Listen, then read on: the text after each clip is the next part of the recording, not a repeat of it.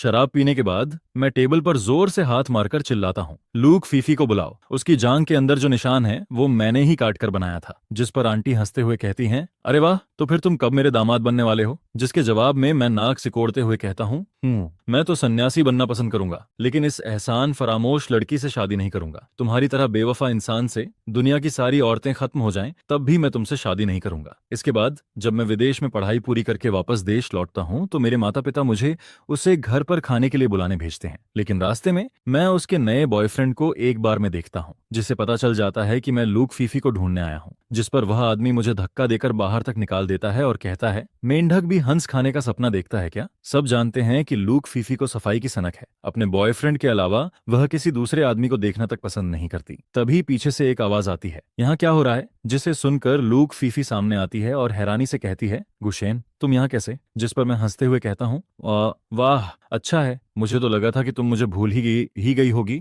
फिर मैं उस आदमी की तरफ देखकर कहता हूँ, इस आदमी की हिम्मत कैसे हुई लूक परिवार की बड़ी बेटी से बहस करने की? जिसके जवाब में वह कहती है, क्या बात है, अभी अभी लौटे हो और इतना गुस्सा क्यों कर रहे हो? जिस पर मैं शिकायत करते हुए कहता हूँ, तुम्हें ढूंढने के लिए मुझे कितनी परेशानियों से गुजरना पड़ा, तुम्हें अंदाजा भी है? वह मुझे ध्यान से देखती है, जैसे यकीन ही नहीं कर पा रही हो कि सामने खड़ा इंसान वही गुशेन है। फिर वह कहती है, ठीक है ठीक है, ये क्या हालत बना रखी है, बिखरे हुए बाल, क्या विदेश में आजकल भिखारी आर्टिस्ट वाला स्टाइल चल रहा है? जिसके जवाब में मैं कहता हूँ, क्या यह सब तुम्हारी वजह से नहीं हुआ? जिस पर वह तुरंत कहती है, इसमें मेरा क्या कसूर है, मुझे तो अभी पता चला है कि तुम वापस आए हो। फिर मैं उसके बॉयफ्रेंड की तरफ इशारा करके कहता हूँ, तुम्हारा बॉयफ्रेंड बड़ा कमाल का है, मैं सिर्फ तुमसे मिलने आया था, लेकिन उसने मुझसे झगड़ा किया और मुझे धक्का भी दिया। लूक फीफी, लोगों को पहचानने में तुम्हारी नजर सच में कमाल की है। यह सुनते ही वह गुस्से में हानशुआन की तरफ मुड़ती है और कहती है, तुमने उस पर हाथ उठाया? किसने तुम्हें हिम्मत दी कि तुम उसे छुओ? जिस पर हानशुआन घबराकर कहता है, लूक बड़ी मिस, मेरी बात सुनिए, बात वैसी नहीं है जैसी वह बता रहा है। उसका रवैया बहुत घमंडी था और फिर वह आपका पूरा नाम लेकर बुला रहा था, यह तो आपकी बेइज्जती है, इसलिए मैं गुस्से में आ गया।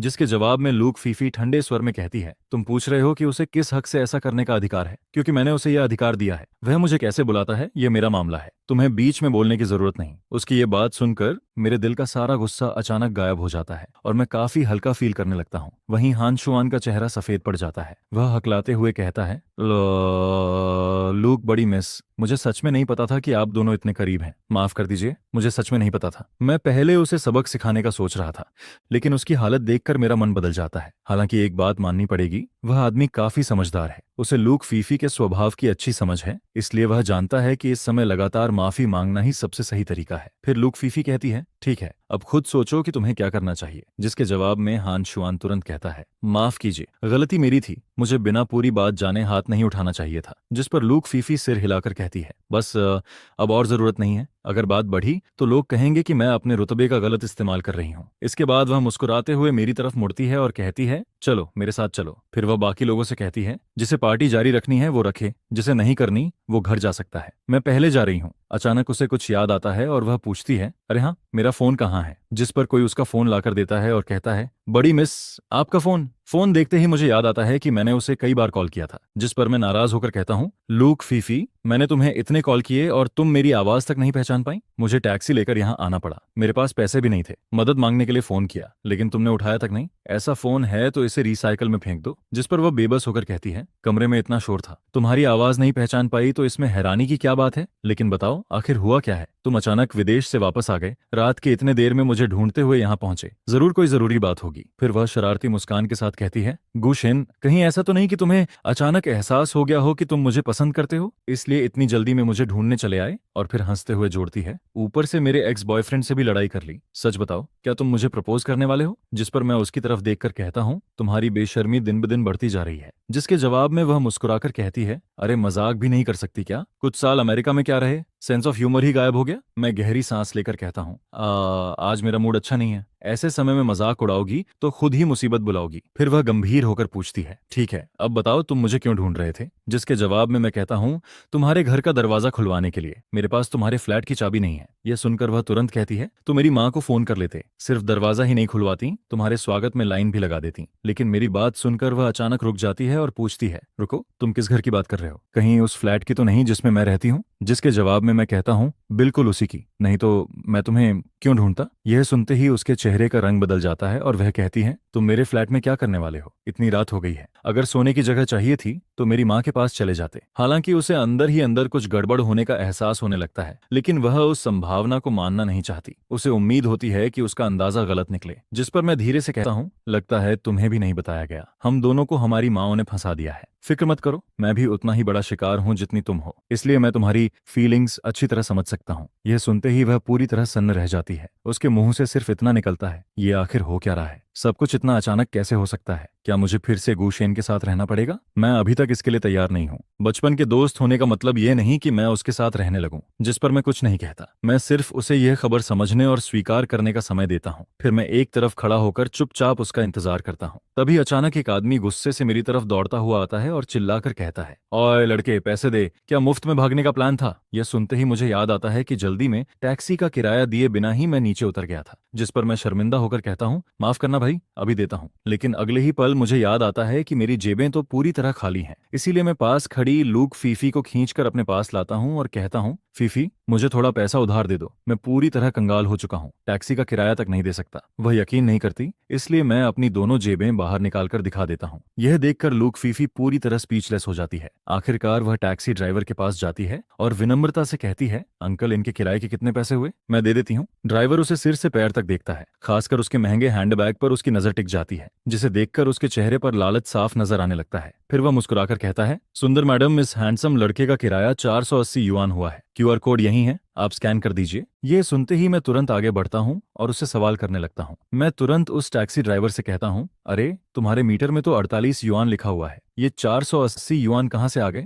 जिस पर मैं गुस्से में आगे बढ़कर कहता हूँ, भाई यकीन मानो, मैं तुम्हारी शिकायत कर दूंगा। उस समय मेरा गुस्सा 7वें आसमान पर पहुंच चुका था और मेरा मन कर रहा था कि उसे जमकर सुनाऊं। लेकिन तभी लूक फीफी ड्राइवर के सामने जाकर बेहद नरम आवाज में कहती है, अंकल, 488 युआन है ना, रियान है ना, मैं अभी पे कर देती हूँ। यह सुनते ही ड्राइवर के चेहरे पर खुशी छा जाती है और वह जल्दी से कहता है, हाँ हाँ मैडम, बस ये क्यूआर कोड स्कैन कर दीजिए। जिसके जवाब में लूक फीफी मुस्कुराकर पेमेंट कर देती है। अगले ही पल वह अपना फोन उठाकर कहती है, अच्छा हुआ, पेमेंट रिसीट भी सेव हो गई, अब कंप्लेंट करना आसान रहेगा। यह सुनते ही ड्राइवर के चेहरे की मुस्कान जम जाती है। उसका चेहरा पल भर में सफेद पड़ जाता है, जिसे देखकर साफ पता चल रहा था कि वह खुद ही अपने जाल में फंस गया है। फिर वह घबराकर हाथ जोड़ लेता है और कहता है, मुझसे गलती हो गई, प्लीज मेरी कंप्लेंट मत करना। मेरे ऊपर बूढ़ी माँ की जिम्मेदारी है, नीचे छोटे बच्चे हैं, अगर नौकरी चली गई तो मैं क्या करूंगा? लेकिन लूक फीफी उसकी एक भी बात नहीं सुनती। वह सीधे फोन निकालती है और किसी को कॉल कर देती है। कुछ ही देर बाद कई बॉडीगार्ड वहां पहुंच जाते हैं, जिस पर लूक फीफी उनकी तरफ देखकर कहती है, ये आदमी बहुत परेशान कर रहा है, अब इसे कैसे हैंडल करना है वो तुम लोग देख लो। जिसके जवाब में एक बॉडीगार्ड सिर झुकाकर कहता है, लूक, बड़ी मिस,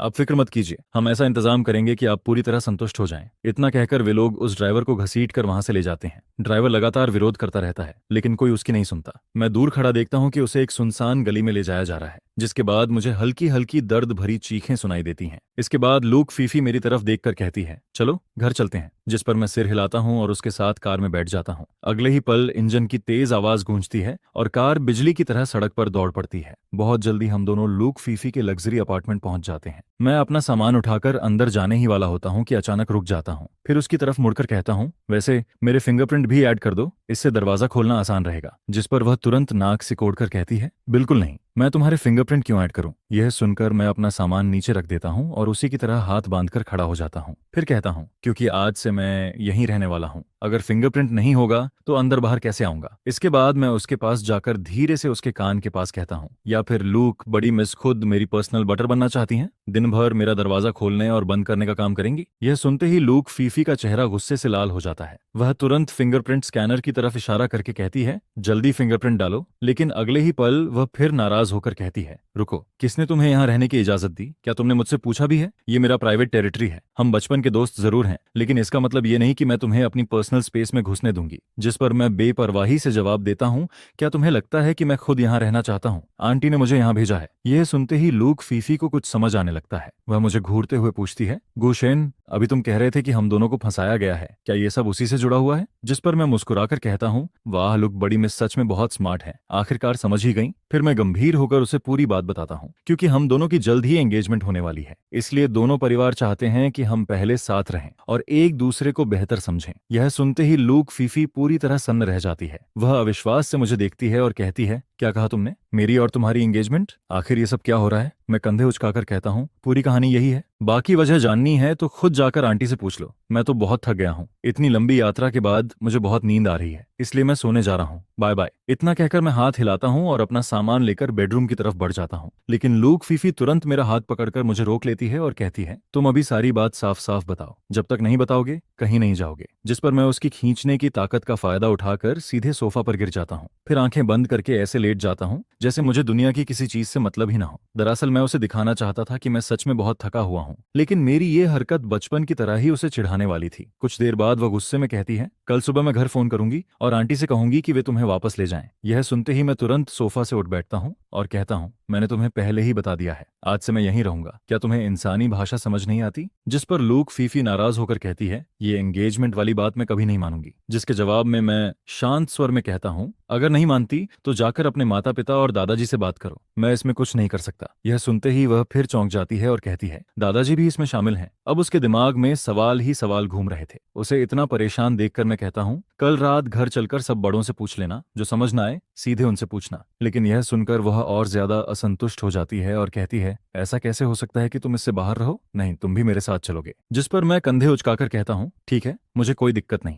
लेकिन अंदर ही अंदर मैं काफी एक्साइटेड था। मुझे पहले से अंदाजा था कि कल घर पर बहुत बड़ा तमाशा होने वाला है। फिर मुझे कुछ याद आता है और मैं कहता हूँ, अरे हाँ, कल सुबह तुम्हें यूनिवर्सिटी जाना है ना, मुझे उठाना मत भूलना। यह सुनते ही वह हैरानी से पूछती है, तुम मेरे साथ यूनिवर्सिटी क्यों जाओगे? जिसके जवाब में मैं मुस्कुराकर कहता हूँ, क्योंकि कल से मैं भी उसी यूनिवर्सिटी में पढ़ने वाला हूँ। यह सुनते ही लूक फीफी पूरी तरह जड़ हो जाती है। उसके चेहरे पर ऐसा एक्सप्रेशन आ जाता है जैसे उसे यकीन ही न हो रहा हो कि उसने क्या सुना है। लेकिन मैं उसकी परवाह किए बिना गुनगुनाते हुए बाथरूम में चला जाता हूँ। थोड़ी देर बाद जब मैं ब्रश करके फ्रेश होकर और नाइट ड्रेस बदलकर बाहर आता हूँ तो बस इतना कहता हूँ, मैं सोने जा रहा हूँ। अगली सुबह भले ही लूक फीफी बिल्कुल नहीं चाहती थी कि मैं उसके साथ जाऊं, लेकिन वह मुझे घर पर अकेला भी नहीं छोड़ सकती थी। इसलिए आखिरकार वह मुझे अपनी कार में बैठाकर यूनिवर्सिटी ले जाती है। जिस यूनिवर्सिटी में लूक फीफी पढ़ती है वह किसी आम यूनिवर्सिटी जैसी नहीं लगती। उसका कैंपस इतना शानदार है कि वह किसी लग्जरी रिसोर्ट से कम नहीं दिखाई देता। जब हम यूनिवर्सिटी गेट से कुछ 100 मीटर दूर पहुंचते हैं तभी मैं अचानक चिल्लाता हूँ, रुको रुको रुको, यहीं मुझे उतार दो। जिस पर लूक फीफी कार रोककर हैरानी से पूछती है, अभी तो यूनिवर्सिटी आई ही नहीं, तुम यहाँ उतरना क्यों चाहते हो? जिसके जवाब में मैं मुस्कुराकर कहता हूँ, क्योंकि मैं बहुत स्मार्ट हूँ। फिर मैं उसकी तरफ देखकर कहता हूँ, लूक बड़ी मिस, तुम इस यूनिवर्सिटी के सबसे फेमस पर्सन हो। अगर मैं तुम्हारे साथ अंदर गया तो मेरी जिंदगी में एक भी शांत दिन नहीं बचेगा। जिस पर वह और ज्यादा उलझन में पड़ जाती है। हालांकि उसे मेरी बात समझ नहीं आती, लेकिन वह मुझे छोड़ने का इरादा भी नहीं रखती। फिर वह धीरे धीरे मेरे करीब आती है और मुस्कुराकर कहती है, अरे वाह गुशेन, विदेश की एक ट्रिप ने तुम्हें इतना डरपोक बना दिया। उसकी खुशबू मेरे आसपास फैलने लगती है, जिसे फील करते ही मेरे कानों के पास हल्की लाली आ जाती है। मैं नजरें चुराते हुए ऊंची आवाज में कहता हूँ, डरपोक? मैं? क्या मजाक कर रही हो? क्या तुम्हें न लगता है कि मैं उनसे डरता हूँ? फिर मैं उसकी तरफ देखकर कहता हूँ, लूक फीफी, लगता है तुमने मुझे बहुत हल्के में लेना शुरू कर दिया है। मेरी बात सुनकर लूक फीफी के चेहरे पर एक शरारती मुस्कान आ जाती है, जिस पर वह कहती है, अच्छा ऐसा है तो चलो फिर साथ में यूनिवर्सिटी चलते हैं। जिसके जवाब में मैं तुरंत कहता हूँ, चलो तो चलो, जो नहीं गया और चौने गया वो कुत्ता। यह सुनकर लूक फीफी कुछ नहीं कहती, बस एक्सेलरेटर दबाती है और कार को सीधे यूनिवर्सिटी के अंदर ले जाती है। इसके बाद जैसे ही हम पार्किंग एरिया पहुंचते हैं मैं बिना उसकी तरफ देखे कार से उतर जाता हूं और सीधे आगे बढ़ने लगता हूं। मैं आराम से कैंपस में घूमता रहता हूं, लेकिन थोड़ी देर बाद एहसास होता है कि लूक फीफी कहीं दिखाई नहीं दे रही। जिस पर मैं वापस मुड़ने का सोचता हूं, लेकिन तभी अचानक एक चश्मा पहने लड़की से टकरा जाता हूं। टक्कर लगते ही लड़की हल्की सी कराहती है। उसकी खूबसूरत आंखों में आंसुओं की हल्की चमक उभर आती है। यह देखकर मैं तुरंत माफी मांगता हूँ, सॉरी क्लासमेट, तुम्हें चोट तो नहीं लगी? जिसके जवाब में वह धीरे से मुस्कुराकर कहती है, मैं ठीक हूँ, वैसे गलती मेरी भी है, मैं भी रास्ता नहीं देख रही थी। इसके बाद वह मुझे गौर से देखती है और पूछती है, तुम नए स्टूडेंट हो क्या? मैंने तुम्हें पहले कभी यूनिवर्सिटी में नहीं देखा। जिस पर मैं हंसकर कहता हूँ, हाँ ऐसा ही समझ लो, आज मेरा यहाँ पहला दिन है। ये सुनकर वह कहती है, अगर ऐसा है तो मैं तुम्हें कैंपस घुमा देती हूँ। वैसे तुम यहाँ अकेले आए हो या किसी के साथ? मैं पहले लूक फीफी का नाम लेने वाला था, लेकिन अभी भी उससे थोड़ा नाराज था, इसलिए कह देता हूँ मैं अकेला आया हूँ। जिस पर वह मुस्कुराकर कहती है, ठीक है तो फिर मैं तुम्हारी गाइड बन जाती हूँ। जिसके जवाब में मैं कहता हूँ, बहुत बहुत धन्यवाद, तुम्हें परेशान कर रहा हूँ। फिर मैं अपना परिचय देते हुए कहता हूँ, वैसे मेरा नाम गू शेन है, और तुम्हारा? जिस पर लड़की अपनी आंखें हल्की सी मोड़ते हुए मुस्कुराती है और कहती है, हेलो गुशेन, मेरा नाम झो मियाओ है। इसके बाद हम दोनों साथ साथ कैंपस में घूमते हुए बातें करने लगते हैं। हमारी बातचीत का माहौल काफी अच्छा और आरामदायक रहता है। उधर दूसरी तरफ लूक फीफी पार्किंग से बाहर निकलती है, लेकिन उसे मेरा कहीं पता नहीं चलता, जिस पर वह भौहें सिकोड़कर मन ही मन सोचती है, गुशेन तुम सच में लोगों की टेंशन बढ़ाने में माहिर हो। पता नहीं मैं अपना मंगेतर ढूंढ रही हूँ या कोई छोटा भाई पाल रही हूँ। इसके बाद वह गहरी सांस लेती है और मुझे फोन लगाती है, लेकिन मेरा फोन लगातार बंद आता है, जिसे देखकर वह मजबूर होकर प्रिंसिपल को कॉल करती है और फिर पूरे कैंपस में मुझे ढूंढना शुरू कर देती है। उधर मुझे इस बात का बिल्कुल अंदाजा नहीं होता, क्योंकि मेरा फोन काफी पहले ही बंद हो चुका था। इसलिए मैं आराम से झू मियाओ के साथ बातें करता रहता हूँ, जबकि दूसरी तरफ लूक फीफी पूरे यूनिवर्सिटी में मुझे खोजते खोजते परेशान हो रही होती है। वह मन ही मन बड़बड़ाती है, गुशेन अगर तुम मेरे हाथ लग गए ना तो तुम्हारी खैर नहीं। इधर मेरी और झो मियाओ की बातचीत काफी अच्छी चल रही होती है। बातों बातों में मुझे पता चलता है कि वह यूनिवर्सिटी की टॉप स्टूडेंट है। उसका नाम हमेशा रैंकिंग लिस्ट में सबसे ऊपर रहता है, जिस पर मैं मजाक करते हुए कहता हूँ, हमारी जैसी रिच किड्स वाली यूनिवर्सिटीज में ब्यूटी रैंकिंग भी जरूर होती होगी ना। फिर मैं मुस्कुराकर कहता हूँ, मुझे तो लगता है कि तुम्हें ही कैंपस क्वीन होना चाहिए। तुम खूबसूरत भी हो, पढ़ाई में भी टॉप हो और पर्सनैलिटी भी कमाल की है। यह सुनकर झो मियाओ हल्का सा शर्माती है और कहती है, थैंक यू, लेकिन मैं कैंपस क्वीन नहीं हूँ, मेरी इतनी हैसियत कहाँ। जिस पर मैं हैरानी से कहता हूँ, क्या तुम्हारे जैसी लड़की भी कैंपस क्वीन नहीं है। फिर अचानक मेरे दिमाग में एक नाम आता है और मैं कहता हूँ, रुको, कहीं इस यूनिवर्सिटी की कैंपस क्वीन लूक फीफी तो नहीं है। यह नाम सुनते ही झो मियाओ का चेहरा थोड़ा बदल जाता है। वह चश्मा ठीक करते हुए पूछती है, तुम उसे जानते हो। जिस पर मैं हंसकर कहता हूँ, थोड़ा बहुत, वैसे लगता है वह यहाँ काफी फेमस है। झो मियाओ सिर हिलाकर कहती है, हाँ, बहुत फेमस है, उसके पीछे लड़कों की लाइन लगी रहती है। कोई भी अच्छा दिखने वाला लड़का हो वह उससे दोस्ती करने की कोशिश करती है। यह सुनकर मैं तुरंत कहता हूँ, क्या बात कर रही हो, मैं उसे पसंद करूं? बिल्कुल नहीं। जिसके जवाब में झो मियाओ हंस पड़ती है और कहती है, सच? मुझे तो लगा था कि तुम भी उसके फैंस में से एक हो। जिस पर मैं नाक सिकोड़ते हुए कहता हूँ, उस जैसी बदतमीज लड़की मुझे बिल्कुल पसंद नहीं। जो नहीं, अगर मुझे चुनना हो तो मैं तुम्हें उससे 1000 गुना बेहतर मानूंगा। फिर मैं बिना रुके कहता हूँ, उसमें खास है ही क्या, बस घर अमीर है और थोड़ी बहुत खूबसूरती है, ऊपर से गुस्सैल, जिद्दी और मूड स्विंग वाली। जो भी उससे शादी करेगा उसकी जिंदगी मुश्किल हो जाएगी। मेरी बातें सुनकर झो मियाओ पूरी तरह हैरान रह जाती है, क्योंकि शायद पहली बार उसने किसी को लूक फीफी के बारे में इस तरह बोलते हुए सुना था। वह मुझे ऐसे देखती है जैसे मैं कोई एलियन हूँ, लेकिन थोड़ी देर बाद मेरे चेहरे पर मौजूद नापसंदगी देखकर वह हंस पड़ती है, जिसके बाद उसके और मेरे बीच की दूरी भी काफी कम हो जाती है। मौका देखकर मैं तुरंत कहता हूँ, वैसे मुझे अभी तक नहीं पता कि मेरी क्लास कौन सी है। झो मियाओ, अपना क्लासरूम नंबर बता दो ना,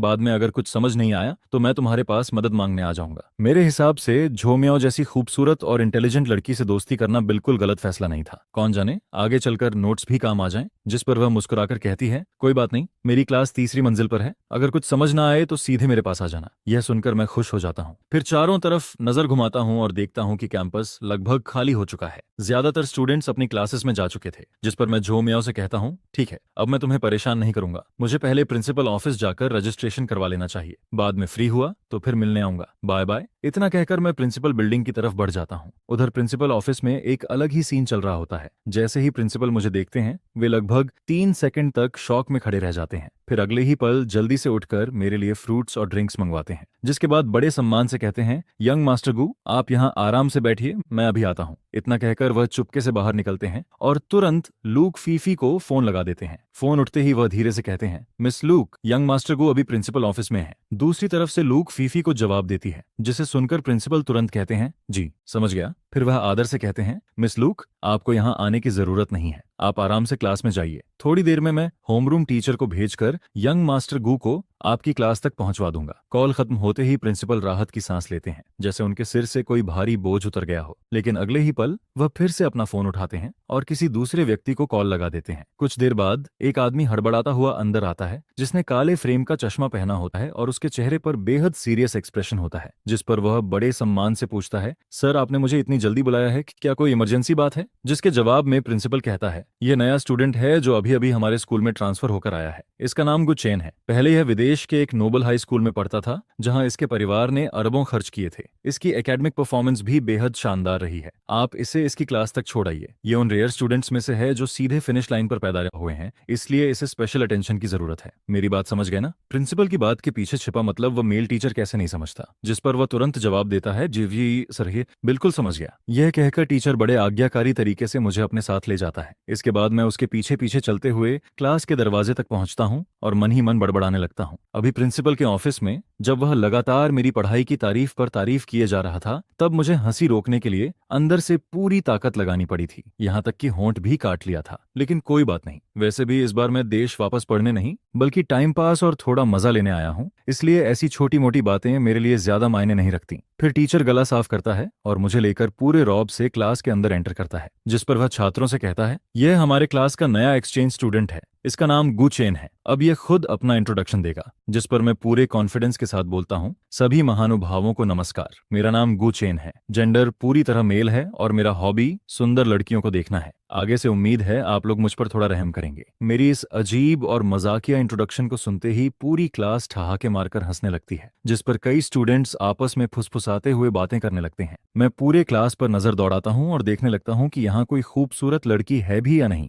आखिर मैं कुछ चैन हूँ, बैठना है तो किसी ब्यूटी के पास ही बैठूंगा, कम से कम पढ़ाई करते हुए आंखों को सुकून तो मिलता रहेगा। मैं मन ही मन सोचता हुआ क्लास को ऑब्जर्व करता रहता हूँ। आखिर यह अमीर घरानों के बच्चों का स्कूल है, जिस पर एक नजर डालते ही कई खूबसूरत लड़कियां दिखाई दे जाती हैं। लेकिन अफसोस, मैं पहले ही झो मियाओ जैसी टॉप ब्यूटी से मिल चुका था, इसलिए अब बाकी सभी को उससे कंपेयर करूं तो फर्क साफ नजर आता है। उसी समय टीचर फिर से बोलता है, गुचैन, तुम्हें किसके साथ बैठना है? अगर सामने वाला स्टूडेंट एग्री कर दे तो तुम जहां चाहो बैठ सकते हो। टीचर की यह बात सुनते ही क्लास की लड़कियां एक्साइटमेंट से उछल पड़ती हैं। गुचैन, इधर आकर मेरे साथ बैठो, मैं रोज तुम्हें ब्रेकफास्ट खिलाऊंगी, मेरे ग्रेड्स बहुत अच्छे हैं, मेरे साथ बैठो, अगर होमवर्क में कोई दिक्कत हुई तो मैं सब संभाल लूंगी, मिल्क टी स्नैक्स जो चाहो मैं रोज दूंगी। हैंडसम बॉय, मैं तुम्हारी पर्सनल असिस्टेंट भी बन सकती हूँ। जैसे ही एक लड़की यह बात कहती है, बाकी लड़कियां तुरंत उसे घूरने लगती हैं। यह देखकर मुझे काफी मजा आता है, जिस पर मैं बोलने ही वाला होता हूँ, वैसे हमारी क्लास में सबसे सुंदर लड़की कौन है? लेकिन मेरी यह बात सुनते ही पूरी क्लास अचानक फ्रीज हो जाती है, जिसके बाद सभी एक साथ अपनी गर्दन घुमाकर एक ही दिशा में देखने लगते हैं। उनके चेहरे देखकर साफ लग रहा था कि मामला कुछ अलग ही है, जिस पर मैं भी उनकी नजरों का पीछा करता हूँ और उधर देखने लगता हूँ। तब मुझे क्लास के सबसे पीछे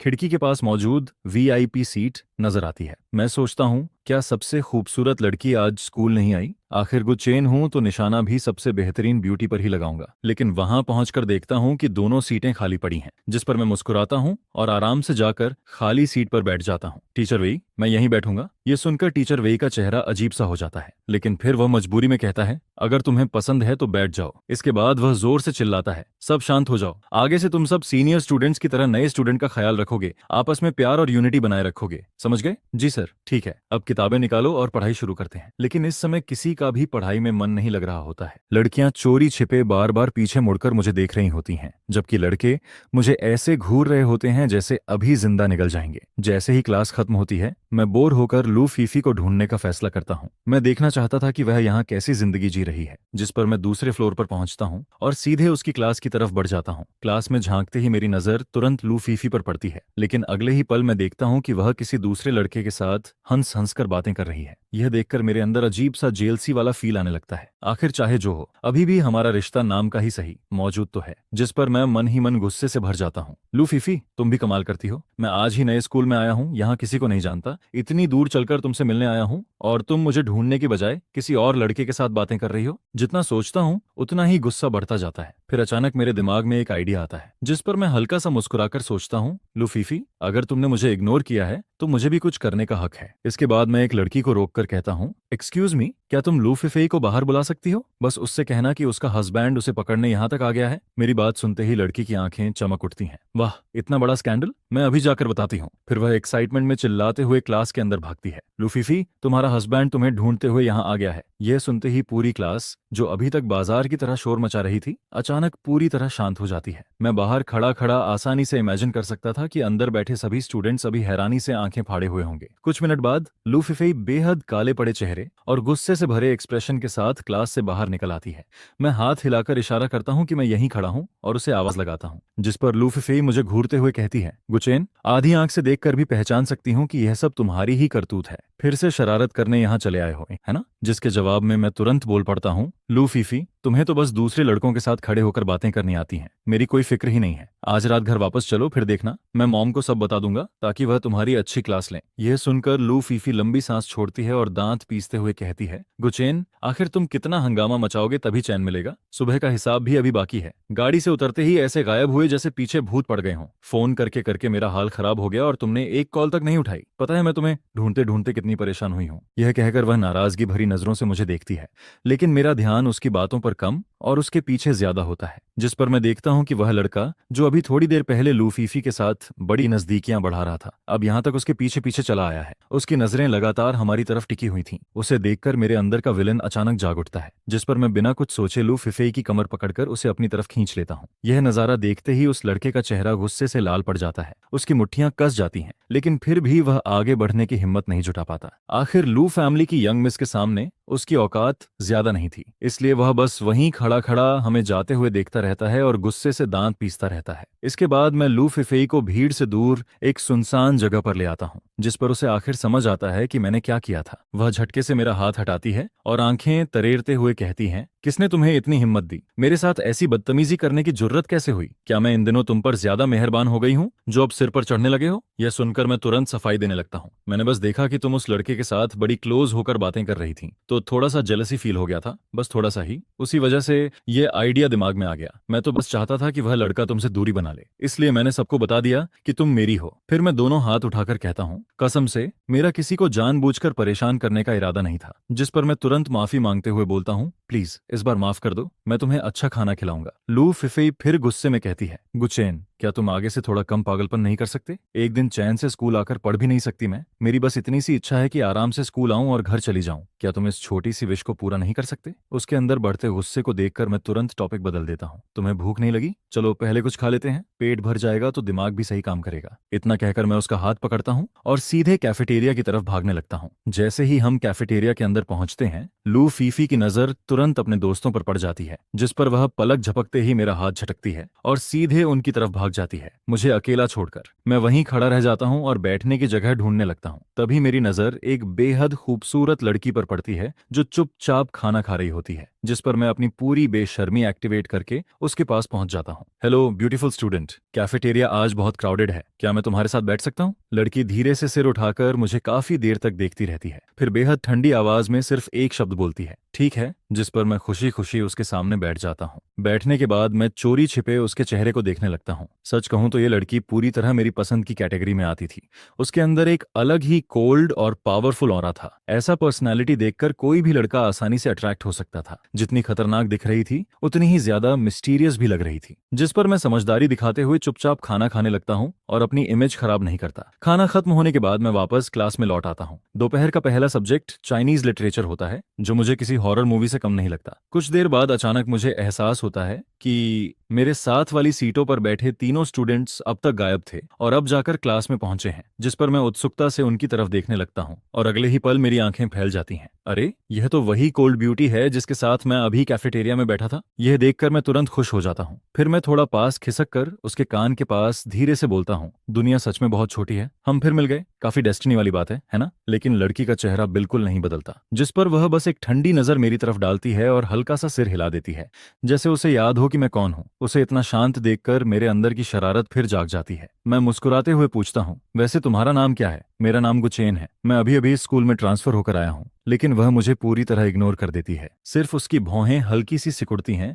जिससे साफ पता चलता है कि मैं उसे परेशान कर रहा हूँ। जितना वह मुझे इग्नोर करती है उतना ही मेरा उसे छेड़ने का मन करता है। जिस पर मैं फिर बोलता हूँ, ब्यूटीफुल गर्ल, कम से कम अपना नाम तो बता दो, थोड़ा इन्फो ही दे दो। काफी देर तक मेरी बकबक सुनने के बाद आखिर उसकी पेशेंस जवाब दे देती है। वह गुस्से में एक कागज निकालती है और उस पर तेजी से 2 बड़े अक्षरों में वो शिन लिख देती है। इसके बाद वह कागज मेरी तरफ फेंक देती है। आखिर मुझे उसका नाम मिल ही जाता है, जिस पर मैं तुरंत सीधा होकर बैठ जाता हूं और एक आज्ञाकारी पप्पी की तरह चुप हो जाता हूं। अब मेरे पास मिशन कंप्लीट हो चुका था, इसलिए और कुछ बोलने की जरूरत ही नहीं थी। ये बोरिंग क्लास मेरे लिए किसी हाई डोज स्लीपिंग मेडिसिन से कम नहीं लगती है, जिस पर मेरी आंखें बार बार बंद होने लगती हैं और मैं लगातार ऊँघता रहता हूँ। दूसरी तरफ मेरे बिल्कुल बगल में बैठी वो शिन बड़े ध्यान से पढ़ाई कर रही होती है। उसकी नजरें किताब के हर शब्द पर टिकी रहती हैं। इसी दौरान टीचर मुझे भी खड़ा करके एक सवाल का जवाब देने के लिए बुलाता है। जैसे तैसे पूरा दिन गुजरता है और आखिरकार छुट्टी का समय आ जाता है। जैसे ही टीचर क्लास से बाहर जाता है, मैं तुरंत अंगड़ाई लेता हूं और सोचता हूं कि थोड़ी देर की नींद पूरी कर लूं। जिस पर मैं डेस्क पर सिर रखकर ऐसी नींद में डूब जाता हूं कि मुझे दुनिया की कोई खबर नहीं रहती। पता नहीं कितना वक्त गुजर जाता है। फिर अचानक झो मियाओ मुझे हिलाकर जगाती है, जिस पर मैं आंखें मलते हुए उठता हूं और देखता हूं कि पूरी क्लास में अब सिर्फ हम दोनों ही बचे हैं। झोमियो हल्की आवाज में कहती है, स्कूल खत्म हो गया है, क्या तुम अभी भी सोने का प्लान बना रहे हो? मेरा सुस्त चेहरा देखकर वह हल्का सा मुस्कुराती है और फिर कहती है, अगर जल्दी नहीं निकले तो गार्ड दरवाजा बंद कर देगा। क्या सच में आज रात यहीं सोने वाले हो? जिस पर मैं तुरंत सिर हिलाता हूँ और जल्दी से खड़ा हो जाता हूँ, लेकिन क्लास से बाहर निकलने से पहले मैं पलटकर उसकी तरफ देखता हूँ और कहता हूँ, मुझे जगाने के लिए थैंक्स। फिर मैं मुस्कुराकर कहता हूँ, मैं चलता हूँ, काफी देर हो गई है, तुम भी जल्दी घर चली जाना, लड़कियों के लिए देर तक बाहर रहना सेफ नहीं होता। इतना कहकर मैं वहां से निकल जाता हूँ, जिसके बाद झो मियाओ अपनी सीट पर बैठी बैठी मेरी जाती हुई पीठ को देखती रहती है और उसके चेहरे पर हल्की सी मुस्कान बनी रहती है। क्लास से बाहर निकलते ही मैं फोन निकालकर लू फिफेई को कॉल करता हूँ, लेकिन चाहे जितनी बार कॉल करूं वह फोन नहीं उठाती, जिस पर मैं मन ही मन बड़बड़ाता हूँ, यह लू फिफेई फिर कौन सा नया ड्रामा कर रही है। आखिर हमने तय किया था कि आज साथ में लू फैमिली वापस जाएंगे। काफी देर बाद जाकर उसका कॉल लगता है, जिसके जवाब में वह बड़े आराम से कहती है, मैं तो घर पहुंच चुकी हूँ, सब लोग तुम्हारा इंतजार कर रहे हैं, जल्दी आ जाओ। यह सुनते ही मैं चिढ़कर बोलता हूँ, क्या तुम मेरा इंतजार भी नहीं कर सकती थी? लू फीफी, आज तो तुमने हद कर दी, घर पहुंचने दो, मैं मॉम से तुम्हारी शिकायत जरूर करूंगा। फोन काटने के बाद मैं गुस्से में स्कूल गेट की तरफ बढ़ता हूँ और टैक्सी का इंतजार करने लगता हूँ। इसी दौरान मैं पैरों से कंकड़ मारते हुए खड़ा रहता हूँ कि तभी मेरी नजर झो मियाओ पर पड़ती है, जो धीरे धीरे स्कूल से बाहर आ रही होती है। हम दोनों एक दूसरे को देखते हैं और लगभग एक साथ पूछ बैठते हैं, तुम अभी तक घर नहीं गए? जिस पर दोनों हल्का सा हंस पड़ते हैं। उसी समय एक काली कार आकर सड़क किनारे रुकती है। झो मियाओ उसे देखकर आगे बढ़ती है, लेकिन फिर मेरी तरफ देखकर रुक जाती है। कुछ पल हिचकिचाने के बाद वह हिम्मत जुटाकर पूछती है, गुचेन, तुम कहाँ जा रहे हो? अगर चाहो तो मैं तुम्हें ड्रॉप कर सकती हूँ। मैं तुरंत हाथ हिलाकर मना करता हूँ, नहीं नहीं, मेरी कार भी आने वाली है, तुम जल्दी घर जाओ, कल मिलते हैं। जिस पर वह हल्का सा सिर हिलाती है और कार में बैठकर चली जाती है। उसकी कार के जाने के कुछ देर बाद मेरी टैक्सी भी आ जाती है। भैया टाइशन विला चलिए, ज्यादा समय नहीं लगता और मैं लू फैमिली के मेन मंशन पहुंच जाता हूँ। लेकिन जैसे ही गेट के पास पहुंचता हूँ, सामने का नजारा देखकर मैं पूरी तरह रुक जाता हूँ। एक लंबी लाइन में नौकर खड़े होते हैं और मुझे देखते ही जोर से बोलते हैं, यंग मास्टर, आपका स्वागत है। यह सब देखकर मैं करीब 5 सेकंड तक वहीं खड़ा रह जाता हूँ। फिर मैं अजीब सी मुस्कान के साथ हाथ हिलाता हूँ और अंदर चला जाता हूँ। लेकिन जैसे ही अंदर कदम रखता हूँ, अचानक ऊपर से रंग बिरंगे रिबन और कन्फेट्टी मेरे ऊपर गिरने लगते हैं, जिस पर मैं चौंक कर ऊपर देखता हूँ। तभी लू मदर खुशी से कहती हैं, अरे हमारा गुचेन आ गया। इसके बाद वह मुझे और लू फिफेई को पकड़कर सीधे हॉल के अंदर ले जाती हैं। मैं चारों तरफ नजर दौड़ाता हूँ और देखता हूँ कि पूरा हॉल किसी सेलिब्रेशन की तरह सजाया गया है। हर गेस्ट शानदार कपड़ों में मौजूद होता है। यह देखकर मेरी भौहें सिकुड़ जाती हैं, जिस पर मैं धीरे से लू फिफेई की तरफ देखता हूँ। तब वह मेरे कान के पास आकर फुसफुसाती है, ये हमारी एंगेजमेंट पार्टी है, मॉम ने खुद ऑर्गेनाइज की है। उनका कहना था कि शुभ दिन का इंतजार क्यों करना, इसलिए आज ही सब कर दिया। यह सुनकर मैं कुछ पल के लिए पूरी तरह चुप हो जाता हूँ, जिस पर लू फीफी आगे कहती है, इस बार बचने का कोई रास्ता नहीं है, हकीकत एक्सेप्ट करनी पड़ेगी। वह कुछ और कहने ही वाली होती है कि तभी कुछ गेस्ट्स हमारी तरफ आते दिखाई देते हैं, जिस पर वह तुरंत मुस्कुराती है, मेरा हाथ पकड़ती है और साथ ही चुपके से मुझे जोर से चिकोटी भी काट देती है। गेस्ट्स के जाते ही हम दोनों फिर से एक दूसरे से दूरी बना लेते हैं। इसी बीच लू मदर की आवाज सुनाई देती है, गुचैन, फिफेई, तुम दोनों कहाँ हो? जल्दी यहाँ आओ, और ना दी यहाँ आओ, मैंने खास तुम्हारी एंगेजमेंट के लिए एक बहुत खूबसूरत केक बनवाया है। जिस पर मैं मजबूरी में जवाब देता हूँ, जी अभी आए। फिर मैं लू फिफेई का हाथ पकड़कर केक की तरफ बढ़ता हूँ, लेकिन वहां पहुंचते ही मैं हैरान रह जाता हूँ। हमारे सामने 10 मंजिला विशाल केक रखा होता है। वह किसी छोटे पैलेस जैसा दिखाई देता है। मैं चोरी छिपे लू फिफाई की तरफ देखता हूँ, जिस पर वह केक को देखकर आंखें सिकोड़ कर मुस्कुरा रही होती है और साफ नजर आ रहा होता है कि उसे ये केक बेहद पसंद आया है। इसी दौरान लू फादर मेरे कंधे पर हाथ रखते हैं और गंभीर आवाज में कहते हैं, गुचेन, आगे से फिफेई का अच्छे से ख्याल रखना, मैं अपनी बेटी तुम्हें सौंप रहा हूँ, कभी उसका दिल मत दुखाना। जिस पर मैं चुपचाप उनकी बात सुनता हूँ। फिर ग्रैंडप्पालू भी मुस्कुराते हुए कहते हैं, तुम दोनों को साथ देखकर मुझे बहुत खुशी होती है, बस तुम दोनों हमेशा खुश रहो, मेरे लिए यही सबसे कीमती बात है। यह सुनकर लू फिफेई होंठ फुला लेती है और धीरे से बड़बड़ाती है, कमाल है, किसी ने मुझसे पूछा तक नहीं कि मैं शादी करना चाहती भी हूँ या नहीं। लेकिन जैसे ही उसकी नजर ग्रैंडप्पालू पर पड़ती है, वह तुरंत चुप हो जाती है। इसके बाद ग्रैंडप्पालू ऊंची आवाज में घोषणा करते हैं, आज से गुचेन और लू फिफाई आधिकारिक रूप से एंगेज्ड हैं, और चूंकि दोनों की पढ़ाई अभी पूरी नहीं हुई है, इसलिए शादी की कोई जल्दी नहीं है। जब फिफाई ग्रेजुएशन पूरी कर लेगी, तब दोनों विदेश जाकर मैरिज रजिस्ट्रेशन करेंगे।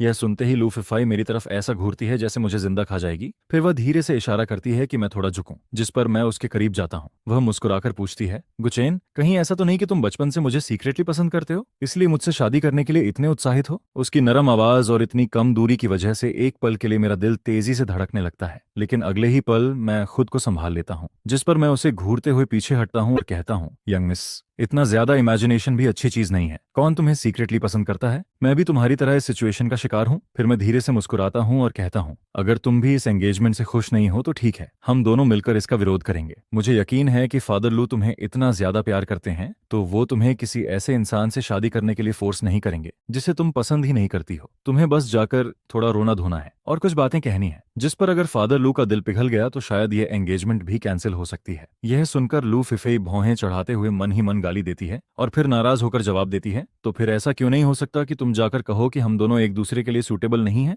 जरूरी क्यों है कि हमेशा मैं ही बोलूं? जिस पर मेरी भी जिद जाग जाती है और मैं तुरंत जवाब देता हूं, मैं तो नहीं बोलूंगा, अब तुम मेरा क्या कर लोगी? इसके बाद मैं सोचता हूं कि थोड़ा अच्छा इंसान बनकर उसे एक बात समझा ही दूं। चाहे कुछ भी हो जाए, हमारी एंगेजमेंट अब लगभग तय हो चुकी है। जिस पर मेरी सलाह यही है कि किस्मत को एक्सेप्ट कर लो। यह सुनकर लू फे फे ताना मारते हुए कहती है, वाह, और तुम किस्मत को एक्सेप्ट करना जानते हो? मैं कंधे उचकाते हुए दोनों हाथ फैलाकर मासूम सा चेहरा बनाता हूँ। मैं तो पहले ही रियलिटी एक्सेप्ट कर चुका हूँ। फिर मैं आगे कहता हूँ, लू फीफी, तुम्हें आखिर डर किस बात का है? वैसे भी अगर ऑफिशियल वेडिंग होती है तो वो हमारी ग्रेजुएशन के बाद ही होगी और तब तक कौन जानता है क्या क्या चेंजेस आ जाएं, शायद हम बच भी जाएं। मेरी पूरी एनालिसिस सुनने के बाद लू फिफेई तुरंत अकड़कर कहती है, मुझे डरने की क्या जरूरत है? शादी होगी तो हो जाएगी, ज्यादा से ज्यादा एक हस्बैंड और बढ़ जाएगा, इसमें बुरा क्या है? जिस पर मैं मुस्कुराकर पूछता हूँ, अच्छा तो फिर क्या करने का सोच रही हो? कोथान, तुम खुद को कुछ ज्यादा ही समझते हो। मुझे लगता है कि तुम्हें महिलाओं के बारे में कुछ भी नहीं पता। मैं हंसते हुए कहता हूँ, तो फिर ट्राई करके देख लें। ट्राई तो ट्राई, कौन डरता है? यह सुनकर मैं मुस्कुरा देता हूँ। मुझे उम्मीद नहीं थी कि तुम खुद अपनी वैल्यू इतनी आसानी से कम कर दोगी। फिर मैं मजाकिया अंदाज में कहता हूँ, मेरी प्यारी लू फीफी, जब तुम इतनी एंथुजियास्टिक हो तो मैं भी मना नहीं करूंगा। जिस पर मैं उसके करीब जाने ही वाला होता हूँ कि अचानक मुझे ऐसा फील होता है जैसे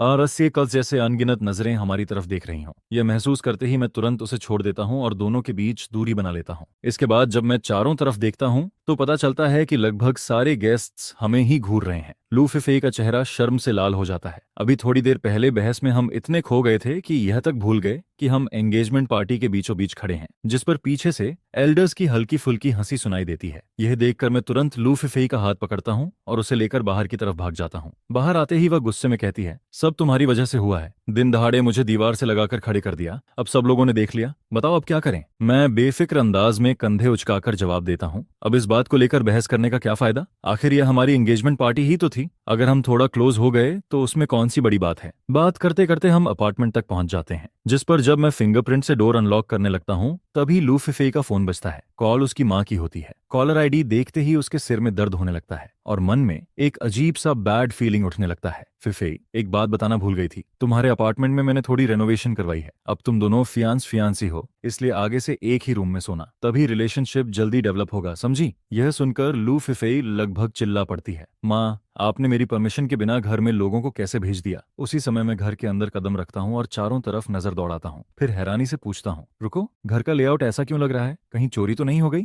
जिस पर लू फेई तुरंत पूरी बात समझ जाती है। वह ठंडी हंसी हंसते हुए कहती है, माँ, कहीं आपने कोथन का रूम तो नहीं हटवा दिया? बिल्कुल हटवाया है, मदर लू पूरी सीरियसनेस के साथ जवाब देती हैं। मैं नहीं चाहती कि तुम दोनों अलग अलग सो, अब से एक ही बेड पर सोना होगा, समझे? इसके बाद वह धमकी भी देती हैं, अगर मेरी बात नहीं मानी तो मैं दोनों को तुरंत विदेश भेज दूंगी। वहां लोग जल्दी शादी कर लेते हैं, इसलिए सोच समझकर फैसला लेना। जी माँ, समझ गए? फिर मदर लू रहस्यमयी आवाज में कहती हैं, वैसे मैंने तुम दोनों के लिए बेड पर एक गिफ्ट भी रखा है, बाद में खोलकर देखना। यह कहकर वह तुरंत कॉल काट देती हैं, जिस पर लू फिफेई का अनईजी फीलिंग और भी बढ़ जाता है। फिर जब हम बेडरूम में पहुंचते हैं तो देखते हैं कि बेड के ऊपर एक बहुत बड़ा कार्डबोर्ड बॉक्स रखा हुआ है। मैं उत्साहित होकर उसके पास जाता हूँ, वाह, मॉम ने तो बड़ा बढ़िया गिफ्ट भेजा है। इसके बाद मैं बॉक्स खोलता हूँ, लेकिन अंदर का सामान देखकर एकदम शॉक हो जाता हूँ। पूरा बॉक्स कंडोम से भरा हुआ होता है। मैं कुछ सेकंड तक उसे घूरता रहता हूँ, यह क्या है? जिस पर लू फिफेई भी क्यूरियस होकर पास आती है, क्या हुआ, ऐसा क्या देख लिया? लेकिन जैसे ही वह बॉक्स के अंदर झांकती है उसका चेहरा तुरंत लाल हो जाता है, उसकी नजरें इधर उधर भटकने लगती हैं और वह एक शब्द तक नहीं बोल पाती। हम दोनों कुछ देर तक एक दूसरे को देखते रहते हैं, फिर अचानक ऑकवर्ड हंसी निकल जाती है। मैं नीचे बॉक्स की तरफ देखते हुए कहता हूँ, इसमें तो कम से कम कई 100 पीसेज होंगे। फिर मैं मजाक में जोड़ देता हूँ, इतने सारे खरीद लिए, इन्हें खत्म करने में तो उम्र निकल जाएगी। जिस पर लू फिफेई तुरंत भड़क जाती है, कौन तुम्हारे साथ यूज करेगा? तुम हमेशा खुद को इतना पावरफुल क्यों समझते हो? मैं हंसते हुए जवाब देता हूँ, अरे इसमें शर्माने वाली क्या बात है, वैसे भी हम फ्यूचर हस्बैंड वाइफ हैं, तुम सच में बड़े शेमलेस हो। जिस पर हम दोनों फिर से मजाक मस्ती में बहस करने लगते हैं। कुछ देर बाद मैं गंभीर होकर पूछता हूँ, अच्छा अब बताओ रात को सोने का क्या अरेंजमेंट होगा? यह सुनते ही लू फिफेई के चेहरे की मुस्कान गायब हो जाती है। साफ दिखाई देता है कि उसके पास भी कोई अच्छा आइडिया नहीं है। मैं थोड़ी देर सोचता हूँ, फिर कहता हूँ, वैसे भी काफी देर हो चुकी है, तुम बेड पर सो जाओ, मैं बाहर सोफा पर सो जाऊंगा, बस यही फाइनल है, गुड नाइट। इतना कहकर मैं उसे जवाब देने का मौका तक नहीं देता और अपना पिलो उठाकर सीधे लिविंग रूम की तरफ निकल जाता हूँ। अगली सुबह मैं जल्दी उठ जाता हूँ। ब्रशिंग और फ्रेश होने के बाद सोफा पर बैठकर लू फीफी का इंतजार करते हुए फोन स्क्रॉल करने लगता हूँ, लेकिन काफी देर तक उसका कोई नामो निशान नहीं दिखता, जिस पर मैं मजबूर होकर बेडरूम के डोर तक जाता हूँ और नॉक करता हूँ। अंदर से कोई जवाब नहीं आता। फिर मैं सीधे डोर खोलकर अंदर चला जाता हूँ। लू फीफी जल्दी उठो, कॉलेज के लिए लेट हो जाएगा। यह सुनते ही वह घबराकर उठ बैठती है। क्या लेट हो गया क्या? कुछ ही मिनटों बाद वह पूरी तरह तैयार होकर रूम से बाहर निकलती है और जल्दी चलने के लिए कहती है। मैं सिर हिलाता हूँ और फिर हम दोनों तेजी से कॉलेज की तरफ निकल पड़ते हैं। कॉलेज पहुंचने पर राहत की सांस निकलती है, क्योंकि क्लास शुरू होने में अभी भी पूरे 5 मिनट बाकी होते हैं। मैं अपनी सीट पर बैठते हुए कहता हूँ, बच गए, लेट मार्क नहीं हुए। जिस पर युशिन हल्की मुस्कान के साथ कहता है, गुड मॉर्निंग। फिर वह मेरी तरफ देखकर मुस्कुरा देता है। सिर्फ उसकी हल्की सी स्माइल भी कुछ पल के लिए मेरा ध्यान भटका देती है। इसके तुरंत बाद क्लास बेल बजती है, लेक्चरर अंदर आते हैं और लेक्चर शुरू हो जाता है। एक और बोरिंग और फीके दिन की शुरुआत होती है। क्लास आधी ही हुई होती है कि मुझे घुटन सी फील होने लगती है। मेरा मन कहीं टेक ही नहीं रहा होता, जैसे बादलों में उड़ रहा हो, जिस पर मैं बिना ज्यादा सोचे एक बहाना बनाता हूँ और सीधे क्लास बंक करके निकल जाता हूँ। मैं सोचता हूँ कि कॉलेज गेट के बाहर थोड़ा घूम फिर लूं, शायद मूड फ्रेश हो जाए। लेकिन जैसे ही मेन गेट के पास पहुंचता हूँ और खुशी खुशी बाहर निकलने लगता हूँ, तभी सिक्योरिटी गार्ड मुझे रोक देता है। गार्ड अंकल सख्त चेहरे के साथ कहते हैं, अरे स्टूडेंट, तुम्हें बाहर जाने की परमिशन नहीं है, पहले लीव परमिशन स्लिप दिखाओ। मैं सिर खुजाते हुए जवाब देता हूँ, अंकल मेरे पास लीव स्लिप तो नहीं है, लेकिन मुझे सच में जरूरी काम से बाहर जाना है, मैंने लेक्चरर को भी बता दिया है। जिस पर गार्ड अंकल बिना नरम पड़े जवाब देते हैं, मुझे सिर्फ लीव स्लिप चाहिए, अगर नहीं है तो बाहर जाने की कोशिश भी मत करना, या फिर अपने क्लास टीचर को कॉल करो, वो सीधे मुझसे बात कर लें। यह सुनकर मैं अंदर ही अंदर परेशान हो जाता हूँ। आखिर मैं क्लास बंक करके निकल रहा हूँ। अब अगर लेक्चरर को खुद कॉल करूं तो कल का सूरज देखना भी मुश्किल हो जाएगा। यह गार्ड अंकल तो जरूरत से ज्यादा स्ट्रिक्ट निकलते हैं, जिस पर मैं बहस करना छोड़ देता हूँ, मुड़कर वापस जाता हूँ और फिर एक सुनसान दीवार के पास पहुंचकर सीधे बाउंड्री वॉल फांदकर बाहर निकल जाता हूँ। बाहर निकलते ही न जाने क्यों मेरा दिमाग गर्म हो जाता है। मैं तुरंत फोन निकालता हूँ और सीधे प्रिंसिपल को कॉल लगा देता हूँ। हेलो प्रिंसिपल सर, मैं कोथान बोल रहा हूँ। हमारे स्कूल के सिक्योरिटी गार्ड्स तो बहुत ही डेडिकेशन के साथ काम कर रहे हैं। इतना कहकर मैं प्रिंसिपल के जवाब का इंतजार तक नहीं करता और सीधे फोन काट देता हूँ। फिर आराम से अपार्टमेंट वापस लौटकर नींद पूरी करने निकल जाता हूँ। दूसरी तरफ प्रिंसिपल कुछ देर फोन को घूरते रह जाते हैं। ये लड़का अचानक सिक्योरिटी गार्ड्स की बात क्यों कर रहा था? आखिर हुआ क्या है? जिस पर वह भी ज्यादा सोचने की बजाय सिक्योरिटी टीम लीडर को फोन लगा देते हैं। हेलो सिक्योरिटी डिपार्टमेंट, सुना है आजकल तुम लोग बहुत डेडिकेशन के साथ काम कर रहे हो, जाकर पता लगाओ कि आखिर मामला क्या है और इस प्रॉब्लम को तुरंत हैंडल करो। सिक्योरिटी कैप्टन यह सुनकर पूरी तरह कंफ्यूज्ड हो जाता है। डेडिकेशन, यह सुनने में तारीफ कम और वार्निंग ज्यादा लग रही थी, जिस पर उसके मन में तुरंत ख्याल आता है कि जरूर किसी गार्ड ने कोई गड़बड़ की होगी। आज ड्यूटी पर कौन था पता करो, अगर ज्यादा बड़ी प्रॉब्लम हुई तो सीधे नौकरी से निकाल दूंगा। उसके हिसाब से अगर उसने प्रिंसिपल की बात गलत समझ भी ली तो कोई खास नुकसान नहीं होगा, लेकिन अगर सच में किसी गार्ड ने बड़ी गलती कर दी और उसने उसे बचा लिया तो पूरी जिम्मेदारी उसी पर आ जाएगी। इसी वजह से थोड़ी देर बाद वही गार्ड अंकल जिन्होंने मुझे रोका था अचानक ऑफिस में बुला लिए जाते हैं। उनके सुपीरियर लगातार लंबा लेक्चर देते रहते हैं। गार्ड अंकल आधा समझते हैं आधा नहीं समझते, लेकिन आखिर में उन्हें सिर्फ एक ही बात साफ सुनाई देती है, कल से आपको काम पर आने की जरूरत नहीं है। यह सुनकर गार्ड अंकल की आंखें फैल जाती हैं। उन्हें अपने कानों पर यकीन ही नहीं होता। वह सामने खड़े लीडर को देखते रहते हैं, जबकि लीडर खुद नजरें चुराने लगता है। सच कहें तो उसके मन में भी थोड़ा गिल्ट होता है। गार्ड अंकल वहीं खड़े रह जाते हैं जैसे उनकी दुनिया रुक गई हो। उन्हें समझ नहीं आता कि उन्होंने तो सिर्फ अपनी ड्यूटी ठीक से निभाई थी, फिर यह सब कैसे हो गया। उसी समय एक मीठी सी लड़की की आवाज सुनाई देती है, हेलो अंकल, आप यहाँ ऐसे उदास खड़े क्या कर रहे हैं? गार्ड अंकल मुड़कर देखते हैं तो सामने चश्मा पहने झो मियाओ खड़ी होती है। उन्हें देखते ही गार्ड अंकल सम्मान से कहते हैं, यंग मिस। यह सुनकर झो मियाओ हंस पड़ती है। मैं कोई रिच फैमिली की यंग मिस नहीं हूं अंकल, मैं भी एक साधारण परिवार की लड़की हूं, इसीलिए मेरे साथ इतना फॉर्मल होने की जरूरत नहीं है। यह सुनकर गार्ड अंकल को उससे अपनापन महसूस होने लगता है। उन्हें लगता है कि यह लड़की भी उनकी तरह एक आम इंसान है। फिर वह मुस्कुराकर कहते हैं, थैंक यू बेटी, तुम खूब मेहनत से पढ़ाई करना, तुम्हारा फ्यूचर बहुत ब्राइट होना चाहिए। झो मियाओ भी उनकी बात ध्यान से सुनती है, जिस पर गार्ड अंकल आखिरकार सारी कहानी शुरू से लेकर अंत तक उसे बता देते हैं। पूरा किस्सा सुनने के बाद झो मियाओ की भौहें कसकर सिकुड़ जाती हैं। फिर वह उनके कंधे पर हाथ रखकर कहती है, अंकल चिंता मत कीजिए, अब मुझे पूरी बात समझ आ गई है। आज आप घर जाकर आराम कीजिए, इस मामले का सही जवाब जरूर मिलेगा। मैं वादा करती हूँ आपकी नौकरी नहीं जाएगी। गार्ड अंकल कुछ कह पाते उससे पहले ही झो मियाओ तेजी से वहां से निकल जाती है। इसके बाद वह सीधा उस क्लासरूम की तरफ भागती है जहां मैं होना चाहिए था। वहां पहुंचकर वह एक फीमेल स्टूडेंट को रोकती है जो क्लास में जाने वाली होती है। एक्सक्यूज मी, क्या तुमको थान को बाहर बुला सकती हो? लड़की सिर हिलाकर मान जाती है और क्लासरूम के अंदर चली जाती है, लेकिन कुछ देर बाद वह वापस बाहर आकर माफी मांगते हुए कहती है, सॉरी, को थान क्लास में नहीं है, शायद बाद में आकर देखना पड़ेगा। ठीक है, थैंक यू। अगली सुबह मैं बहुत फ्रेश मूड में उठता हूँ, फिर लू फिफेई के साथ कॉलेज के लिए निकल जाता हूँ। जैसे ही मेन गेट के पास पहुंचता हूँ, मैं आदत के मुताबिक सिक्योरिटी बूथ की तरफ देखता हूँ, लेकिन वहां मुझे एक नया गार्ड दिखाई देता है। मैं 3 सेकंड तक हैरान खड़ा रहता हूँ, फिर ज्यादा ध्यान दिए बिना आगे बढ़ जाता हूँ। इसके बाद जैसे ही एकेडमिक बिल्डिंग में पहुंचता हूँ,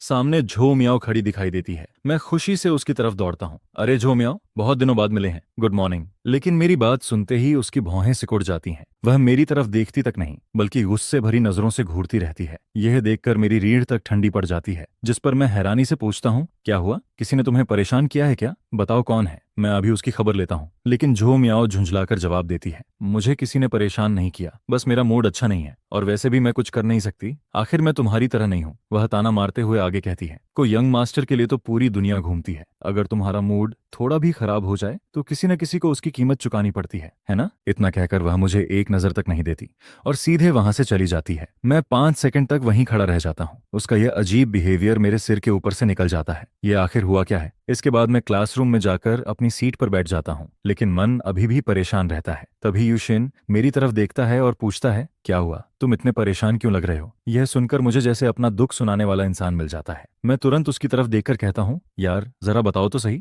आखिर झो मियाओ मुझसे इतनी नाराज क्यों है? यह सवाल सुनते ही यूशिन कुछ पल के लिए पूरी तरह चुप रह जाता है। वह वहीं का वहीं खड़ा रह जाता है और काफी देर तक चुप रहता है, जिस पर उसकी आंखों में हल्की घबराहट देखकर मुझे अचानक याद आता है कि मैंने अभी तक उसे पूरी कहानी बताई ही नहीं है। सच में मैं भी कभी कभी गोल्डफिश दिमाग वाला इंसान बन जाता हूँ। इसके बाद जब वो हम मेरी पूरी बात ध्यान से सुन लेता है तो उसके चेहरे पर सोच में डूबा हुआ एक्सप्रेशन आ जाता है। फिर वह मुझसे पूछता है, अभी तुमने बताया था ना कि कल क्लास बंक करके बाहर निकलने के बाद तुमने प्रिंसिपल को कॉल किया था? मैं सिर हिलाकर जवाब देता हूँ, हाँ। जिस पर वह फिर पूछता है, और उस कॉल में तुमने आखिर कहा क्या था? मैं ठुड्डी सहलाते हुए थोड़ा सोचता हूँ, फिर जवाब देता हूँ, कुछ खास नहीं। उस समय पता नहीं क्यों खून गर्म हो गया था, इसलिए मैंने प्रिंसिपल को कॉल करके बस इतना कहा कि हमारी स्कूल सिक्योरिटी टीम बहुत डेडिकेशन के साथ काम कर रही है, बस। इसके अलावा मैंने कुछ नहीं कहा। यह सुनकर वो हम काफी देर तक सोचता रहता है, फिर लंबी सांस छोड़ते हुए मेरी तरफ देखता है। मुझे लगता है प्रिंसिपल तुम्हारी बात समझ ही नहीं पाए होंगे, जिस पर उन्होंने नीचे वालों से पूछताछ शुरू कर दी होगी और फिर नीचे वालों ने उनकी बात का गलत मतलब निकाल लिया होगा। मैं हैरानी से उसकी तरफ देखता हूँ, तो झो मियां इतनी गुस्सा क्यों है? वो हम जवाब देता है, मुझे लगता है वजह सिंपथी है। सिंपथी? मैं और भी कंफ्यूज्ड हो जाता हूँ, जिस पर वो हम कहता है, तुम्हें झो मियां के बारे में नहीं पता क्या? मैं तुरंत उत्सुक हो जाता हूँ, नहीं, लेकिन तुम्हारी उससे अच्छी फ्रेंडशिप लगती है, जल्दी बताओ। इसके बाद वो हम मुझे झो मियाओ के बारे में बताना शुरू करता है। झो मियाओ के एंट्रेंस एग्जाम मार्क्स बहुत शानदार थे,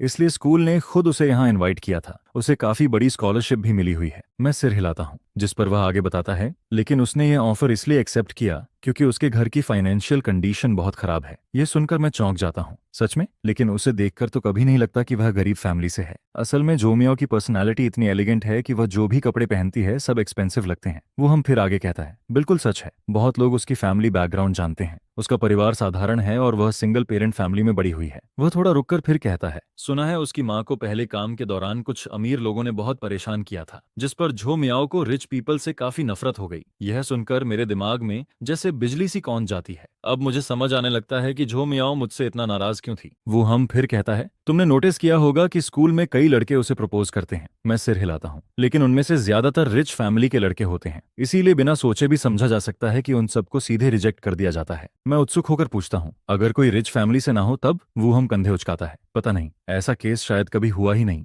आखिर हमारा यूनिवर्सिटी एलीट यूनिवर्सिटी है। यहाँ या तो लोग बहुत अमीर हैं या फिर एक्स्ट्रा ऑर्डिनरी टैलेंट की वजह से आए हैं, और जो पढ़ाई में अच्छे लड़के होते हैं उनमें अक्सर कॉन्फिडेंस की कमी होती है, इसलिए कोई जाकर उससे कन्फेस नहीं करता। यह सुनकर मैं धीरे से सिर हिलाता हूँ।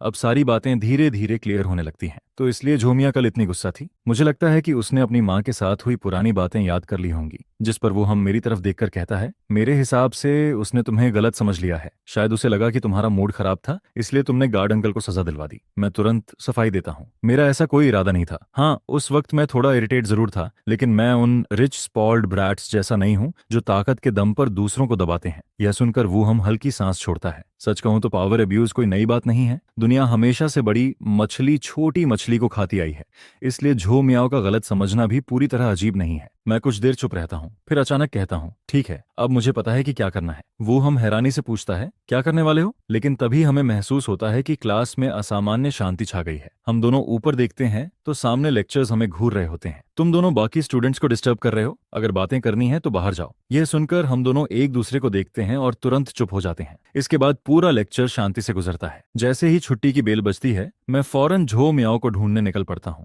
उसकी क्लासरूम के बाहर पहुंचते ही मैं एक लड़की को रोकता हूँ। एक्सक्यूज मी, क्या तुम झो मियाओ को बाहर बुला सकती हो? बोलना को थानों से ढूंढ रहा है। Thank you. लड़की मुझे ऊपर से नीचे तक देखती है और फिर मुस्कुराने लगती है। अरे तुम हो, आज तो काफी जल्दी कन्फेशन करने आ गए। मैं तुरंत घबरा जाता हूँ। अरे नहीं, मैं उसे प्रपोज करने नहीं आया हूँ, बस जरूरी बात करनी है। जिस पर वह हंसते हुए कहती है, ठीक है, इतने हैंडसम हो तो मैं हेल्प कर देती हूँ। वैसे मुझे लगता है तुम्हारे चांसेस काफी अच्छे हैं। यह कहकर वह क्लासरूम के अंदर चली जाती है। कुछ सेकंड बाद उसकी आवाज अंदर से सुनाई देती है, झो मियाओ, बाहर एक हैंडसम लड़का तुम्हें बुला रहा है। उसका नाम कुथान है। मैं बाहर खड़ा इंतजार करता रहता हूँ। मन में डर भी होता है कि कहीं झो मियाओ आने से मना न कर दे, लेकिन मेरी उम्मीद के विपरीत वह सच में बाहर आ जाती है। वह शांत चेहरे के साथ पूछती है, मुझसे कोई काम था? उसकी ठंडी आवाज सुनकर मेरे दिल में अजीब सा खालीपन महसूस होता है। मुझे पता होता है कि वह अभी भी गार्ड अंकल वाली बात को लेकर नाराज है। जिस पर मैं गंभीर होकर कहता हूँ, क्या तुम मुझे कुछ मिनट दे सकती हो? कहीं और चलकर बात करते हैं। वह बिना कुछ कहे सिर हिला देती है। इसके बाद हम दोनों क्लासरूम से दूर टीचिंग बिल्डिंग के पास खाली मैदान में पहुंच जाते हैं। मैं चारों तरफ ध्यान से देखता हूँ। जब यकीन हो जाता है कि आसपास कोई नहीं है, तब मैं उसकी आंखों में देखकर गंभीर आवाज में बोलता हूँ,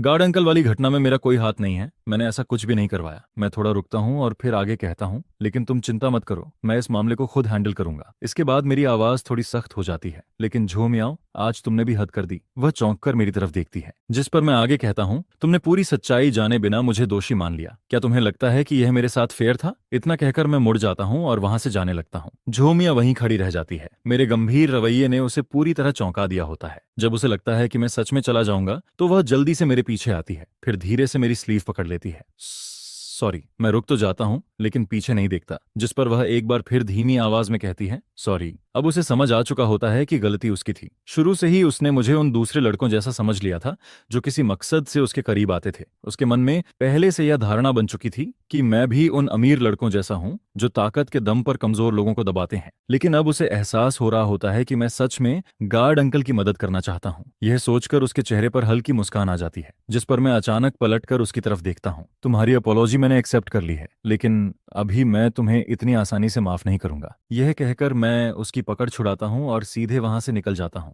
झो मियां वहीं खड़ी रह जाती है।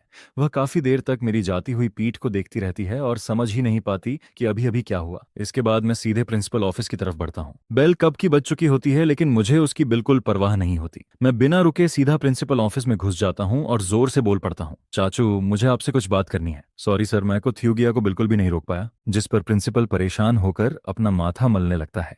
वो पहले तो गुस्से में कुछ सुनाने ही वाला था, लेकिन जैसे ही उसकी नजर मुझ पर पड़ती है, उसका चेहरा तुरंत बदल जाता है और हंसते हुए कहता है, अरे कौ थ्यूगिया, आप यहाँ कैसे? कोई खास बात है क्या? आइए आइए, जल्दी अंदर बैठिए। जिस पर वो अपने असिस्टेंट से कहता है, तुम पहले बाहर जाओ, मुझको थ्यूगिया से प्राइवेट बात करनी है। असिस्टेंट हैरानी से मुंह खोले खड़ा रह जाता है। उसने पहली बार प्रिंसिपल को किसी स्टूडेंट के सामने इतना दबते हुए और इतना खुशामद करते हुए देखा था। फिर प्रिंसिपल का इशारा देखते ही वो जल्दी से बाहर निकल गया। इसके बाद मैं कुर्सी पर बैठने की बजाय सीधा उसकी डेस्क तक पहुंचता हूं और जोर से हाथ मारकर पूछता हूं, आपने ऐसा क्यों किया? मैंने तो सिर्फ हमारे स्कूल के सिक्योरिटी गार्ड की तारीफ की थी। वो अपना काम बहुत जिम्मेदारी से करता है। ठीक है, मैं मानता हूं कि कल मेरा रवैया थोड़ा अजीब था, लेकिन इसका मतलब ये तो नहीं कि मैं चाहता था कि उसे जॉब से निकाल दिया जाए। जॉब से निकाल दिया जाए? प्रिंसिपल हैरानी से कहता है, मैंने तो सिर्फ सिक्योरिटी टीम के कैप्टन को हाल चाल पूछने भेजा था। मैं भला उसे निकालने की बात कैसे कर सकता हूँ? जिस पर मैं तुरंत कहता हूँ, मैं नहीं चाहता कि उनकी जॉब जाए। कुल मिलाकर आप उन्हें वापस बुलाइए और कहिए कि वो फिर से काम पर लौट आएं।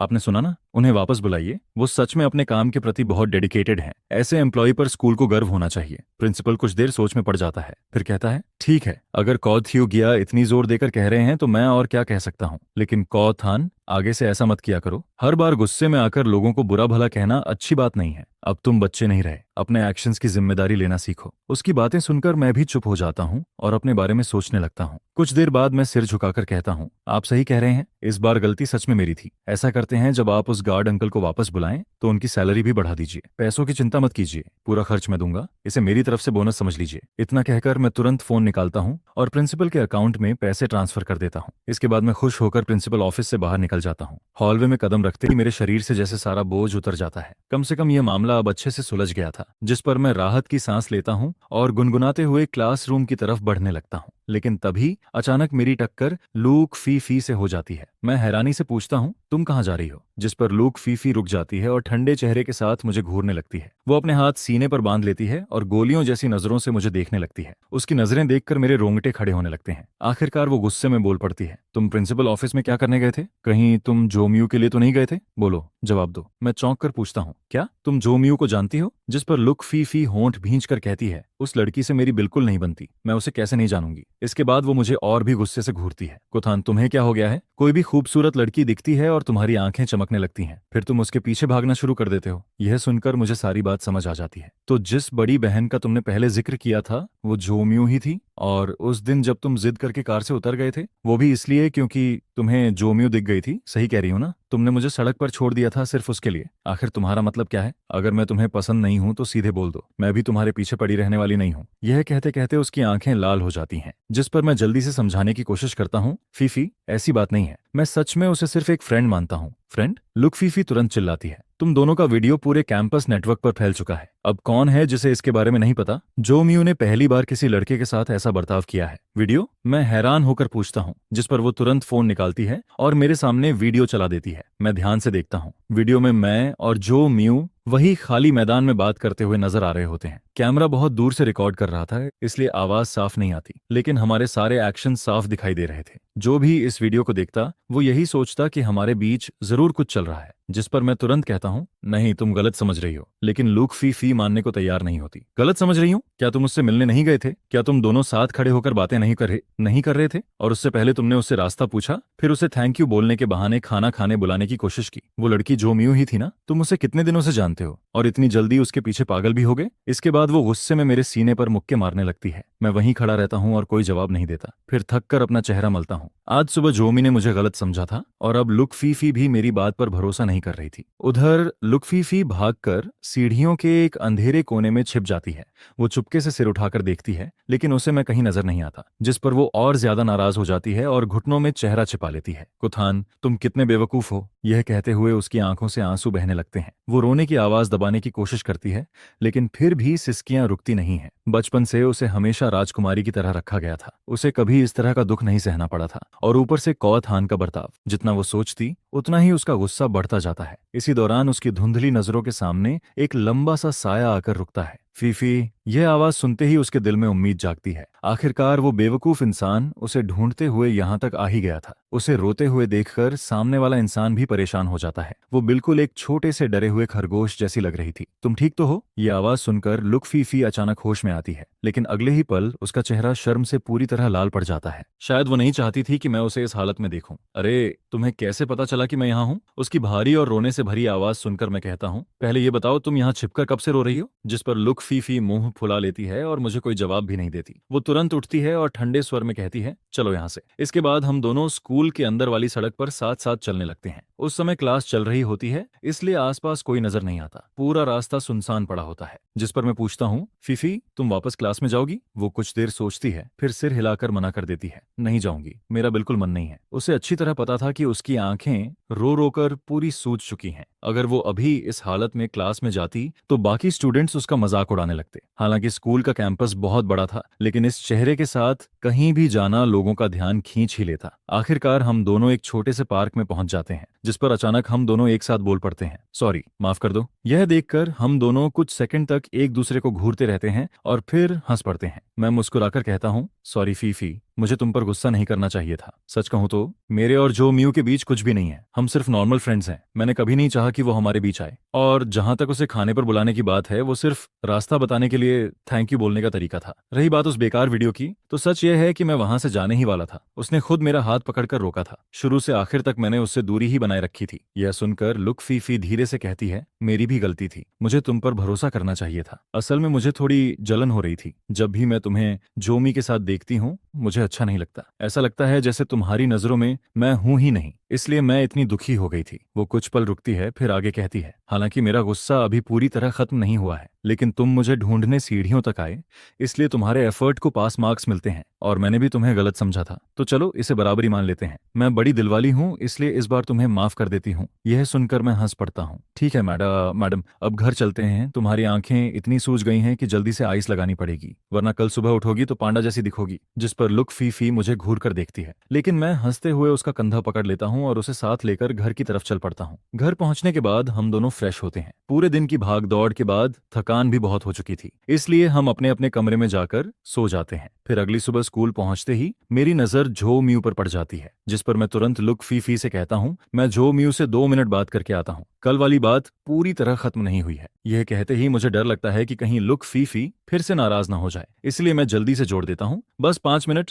मैं तुरंत वापस आ जाऊंगा। इतना कहकर मैं दौड़ते हुए जो म्यू की तरफ बढ़ जाता हूँ। पीछे लुक फीफी सिर्फ हल्की सी हूं करती है और एक तरफ जाकर मेरा इंतजार करने लगती है। जो म्यू, 1 मिनट रुकना। मेरी आवाज सुनकर वो मुड़ती है और मुस्कुराकर कहती है, गुड मॉर्निंग कोथान, गुड मॉर्निंग। इसके बाद मैं उसे गार्ड अंकल वाली पूरी बात बता देता हूँ, जिस पर वो हैरानी से आंखें बड़ी करके कहती है, मुझे यकीन नहीं हो रहा कि तुम सच में प्रिंसिपल के पास चले गए थे। मैं मुस्कुराकर जवाब देता हूँ, मैंने उनसे गार्ड अंकल को वापस रखने के लिए कह दिया है, इसलिए अब तुम फिक्र मत करो। यह सुनकर जो म्यू राहत की सांस लेती है। फिर वो शर्मिंदा होकर कहती है, मुझे माफ कर देना, मैंने तुम्हें गलत समझ लिया था, सच में मुझे बहुत अफसोस है। मैं हंसकर कहता हूँ, अरे इतनी सी बात के लिए माफी कैसी, ठीक है अब मैं क्लास में जा रहा हूँ, फिर मिलते हैं। इतना कहकर मैं हाथ हिलाता हूँ और वापस लुक फीफी के पास लौट जाता हूँ। कुछ ही देर बाद हम अपनी क्लास के दरवाजे तक पहुंच जाते हैं, लेकिन जैसे ही मैं अंदर जाने लगता हूँ, मेरी नजर फिर से झो म्यू पर पड़ती है। मैं हैरान हो जाता हूँ। क्लास शुरू होने में सिर्फ 1 मिनट बचा था, फिर भी वो अपनी क्लास में नहीं जा रही थी। यह देखकर मेरी जिज्ञासा बढ़ जाती है, जिस पर मैं चुपचाप उसके पीछे चल पड़ता हूँ। उधर दूसरी तरफ लुक फीफी अपनी सीट पर बैठते ही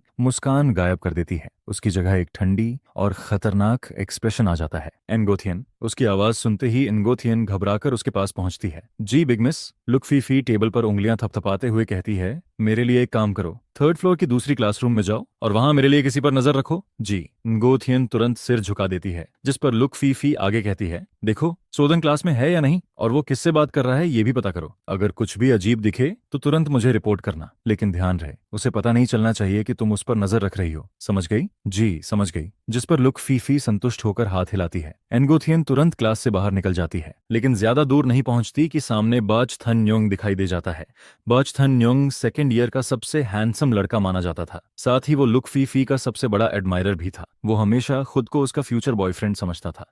उसे देखते ही एनगोथियन मुस्कुराकर कहती है, जीजाजी आप बिग मिस से मिलने आए हैं क्या? वो अभी आपका इंतजार कर रही हैं। बाच थन योंग का चेहरा हमेशा थोड़ा ठंडा दिखाई देता था, लेकिन जब वो मुस्कुराता तो उसका पूरा व्यक्तित्व बदल जाता था। वो हल्का सा मुस्कुराकर पूछता है, तुम इतनी जल्दी में कहाँ जा रही हो? फीफी के लिए कुछ खरीदने? एनगोथियन सिर हिलाकर जवाब देती है, नहीं, बिग मिस ने मुझे 3rd फ्लोर की दूसरी क्लासरूम में भेजा है। उन्हें किसी पर नजर रखनी है। किस पर? एक लड़के पर, उसका नाम कौथान है। यह नाम सुनते ही बाच थानशुंग का चेहरा थोड़ा बदल जाता है। कौथान? उसका और फीफी का क्या रिश्ता है? जिस पर एनगोथियन असहज होकर कहती है, मुझे भी नहीं पता, मैं तो बस बिग मिस का ऑर्डर फॉलो कर रही हूँ, लेकिन अगर मुझे कुछ पता चला तो मैं आपको जरूर बताऊंगी। यह सुनकर बाच थन योंग हल्का सा मुस्कुराता है, फिर वो अचानक कहता है, मुझे थोड़ी प्यास लगी है, जरा कैंटीन जाकर अपने जीजाजी के लिए एक कोल्ड ड्रिंक ले आओ, और हाँ फीफी के लिए भी एक ड्रिंक लेती आना। एनगोथियन थोड़ा हिचकिचाती हुई नजर आती है, जिस पर बाच थान युंग उसे घूर कर कहता है, अरे सोच क्या रही हो? कुथान ज्यादा इंपॉर्टेंट है या मैं? अच्छी तरह सोचकर जवाब देना। उसका घमंडी चेहरा देखकर एनगोथियन मन ही मन सोचने लगती है कि आजकल बाच थन युंग सच में लुक फीफी का काफी फेवरेट बना हुआ है। हो सकता है कि वो अब तक का रिकॉर्ड भी तोड़ दे और लुक फीफी के साथ सबसे लंबे समय तक रहने वाला बॉयफ्रेंड बन जाए। वैसे भी हाल ही में लुक फीफी उसे लेकर बोर होती हुई नजर नहीं आई थी, और न ही उसने किसी नए टारगेट में इंटरेस्ट दिखाया था। काफी सोच विचार करने के बाद एनगोथियन को भी यही लगता है कि फिलहाल बाच थाना न्यूंग का वजन ज्यादा है, जिस पर वो तुरंत मुस्कुराकर कहती है,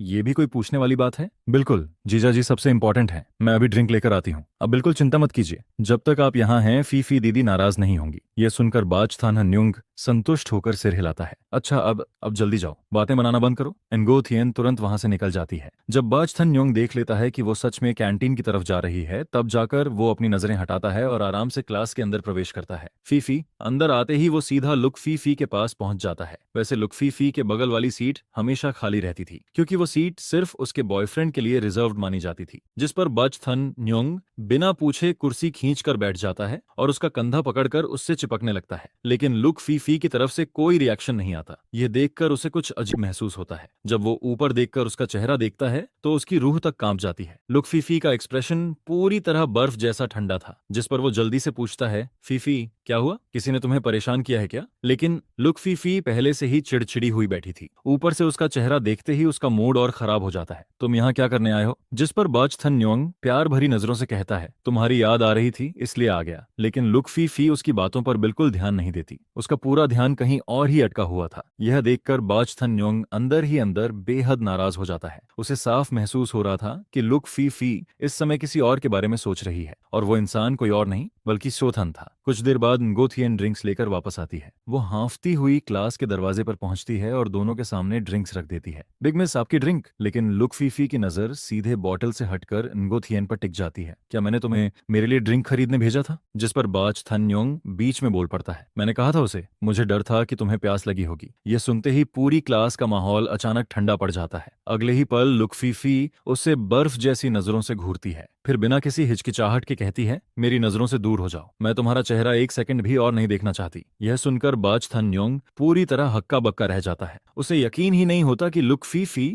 इतनी गुस्से में उससे बात कर सकती है। फीफी, मैंने क्या गलती कर दी? मुझे मत छोड़ो प्लीज। लेकिन इस बार उसका दांव पूरी तरह गलत पड़ चुका था। लुक फीफी के पास इस समय उसे मनाने का बिल्कुल भी मूड नहीं था। मुझे दोबारा बोलने पर मजबूर मत करो। इसके बाद वो गोथियन की तरफ देखती है। जो काम मैंने तुम्हें दिया था वो पूरा हुआ? गोथियन घबराकर जवाब देती है, अभी नहीं बिग मिस, मैं अभी जाती हूँ। इसी दौरान बच थन न्योंग उसे घूरते हुए पूछता है, तो इसका मतलब तुम मुझसे ब्रेकअप करना चाहती हो? उसे अब भी उम्मीद थी कि शायद उसने गलत सुना हो, लेकिन लुक फीफी बिना झिझक सिर हिला देती है। हाँ हाँ, आज से हमारा ब्रेकअप हो गया, और अगर समझदार हो तो दोबारा मेरे सामने मत आना। यह सुनते ही बाज थन न्योंग का चेहरा सफेद पड़ जाता है। वो समझ ही नहीं पाता कि लुक फीफी इतनी बेरहम कैसे हो सकती है। हालांकि उसने पहले भी लोगों से सुन रखा था कि लुक फीफी का स्वभाव ऐसा ही है। जब तक वो किसी को पसंद करती है उसे सिर आंखों पर बिठाकर रखती है, लेकिन जिस दिन इंटरेस्ट खत्म हो जाता है उसी दिन वो बिना पीछे देखे रिश्ता खत्म कर देती है। फिर भी बाज थन न्योंग हमेशा खुद को बाकी लोगों से अलग समझता था। उसे लगता था कि वो स्पेशल है, लेकिन अब उसकी सारी गलतफहमियां टूट चुकी थीं। उधर क्लास के बाकी लड़कों के लिए यह खबर किसी फेस्टिवल से कम नहीं थी, क्योंकि लुक फीफी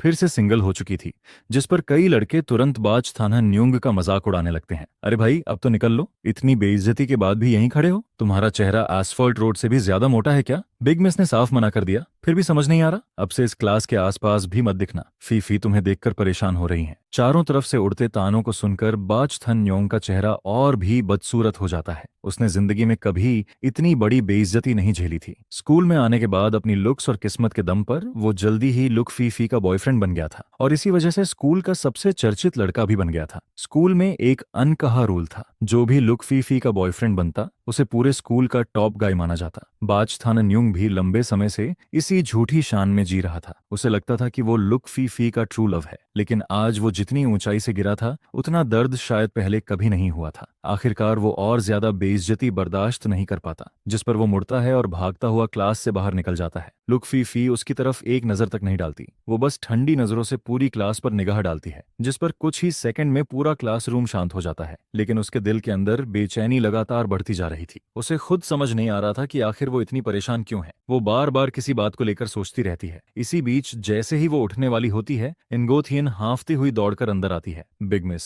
जिस इंसान पर नजर रखने के लिए आपने मुझे भेजा था वो अपनी क्लास में नहीं है। मैं उस क्लास के सारे स्टूडेंट्स से पूछताछ कर चुकी हूँ, जिसके जवाब में वो लोग बताते हैं कि वह जैसे ही क्लास में आता है वैसे ही तुरंत बाहर निकल गया था, और फिर उसके बाद तो ऐसे गायब हो गया जैसे हवा में उड़ गया हो। यह कहते हुए लू फीफी की आवाज बिल्कुल ठंडी पड़ गई थी। क्या? जिस पर सबको पता चलता है कि वह क्लास में था ही नहीं। लेकिन अगर वह क्लास में नहीं था तो आखिर गया कहाँ? ये सोचकर लू फीफी का दिल लगातार बेचैन होता जा रहा था, जिसे देखकर ऐसा लग रहा था कि उसका बुरा अंदेशा सच साबित हो रहा है। इस बारे में तो मैं भी कुछ नहीं जानती दीदी। जिस पर वू कियन भी अंदर ही अंदर काफी हैरान हो रही थी। आखिर यह गुचेन नाम का लड़का है कौन, और उसका लू फीफी के साथ ऐसा कौन सा रिश्ता है जिसकी वजह से बड़ी मिस इतनी ज्यादा परेशान और फिक्रमंद दिखाई दे रही है। जिस पर लू फीफी अपनी भौहें कसकर सिकोड़ती है, फिर अचानक खड़ी होकर सख्त आवाज में आदेश देती है, चाहे पूरा स्कूल उलट पुलट करना पड़े, लेकिन उसे ढूंढकर मेरे सामने लाओ। यह सुनकर सब लोग दंग रह जाते हैं। क्या गुचेन ने कोई बहुत बड़ी गलती कर दी थी? क्योंकि यह पहली बार था जब किसी ने लू फीफी को इतना ज्यादा गुस्से में देखा था। उसका चेहरा बेहद खराब दिखाई दे रहा था और उसकी आंखों में साफ गुस्सा नजर आ रहा था, जिसे देखकर वो कियन के माथे पर पसीने की बूंदें मगर निकलने लगती हैं। वहीं क्लास के बाकी स्टूडेंट्स भी एक दूसरे को देखते रहते हैं और समझ नहीं पाते कि आखिर हुआ क्या है।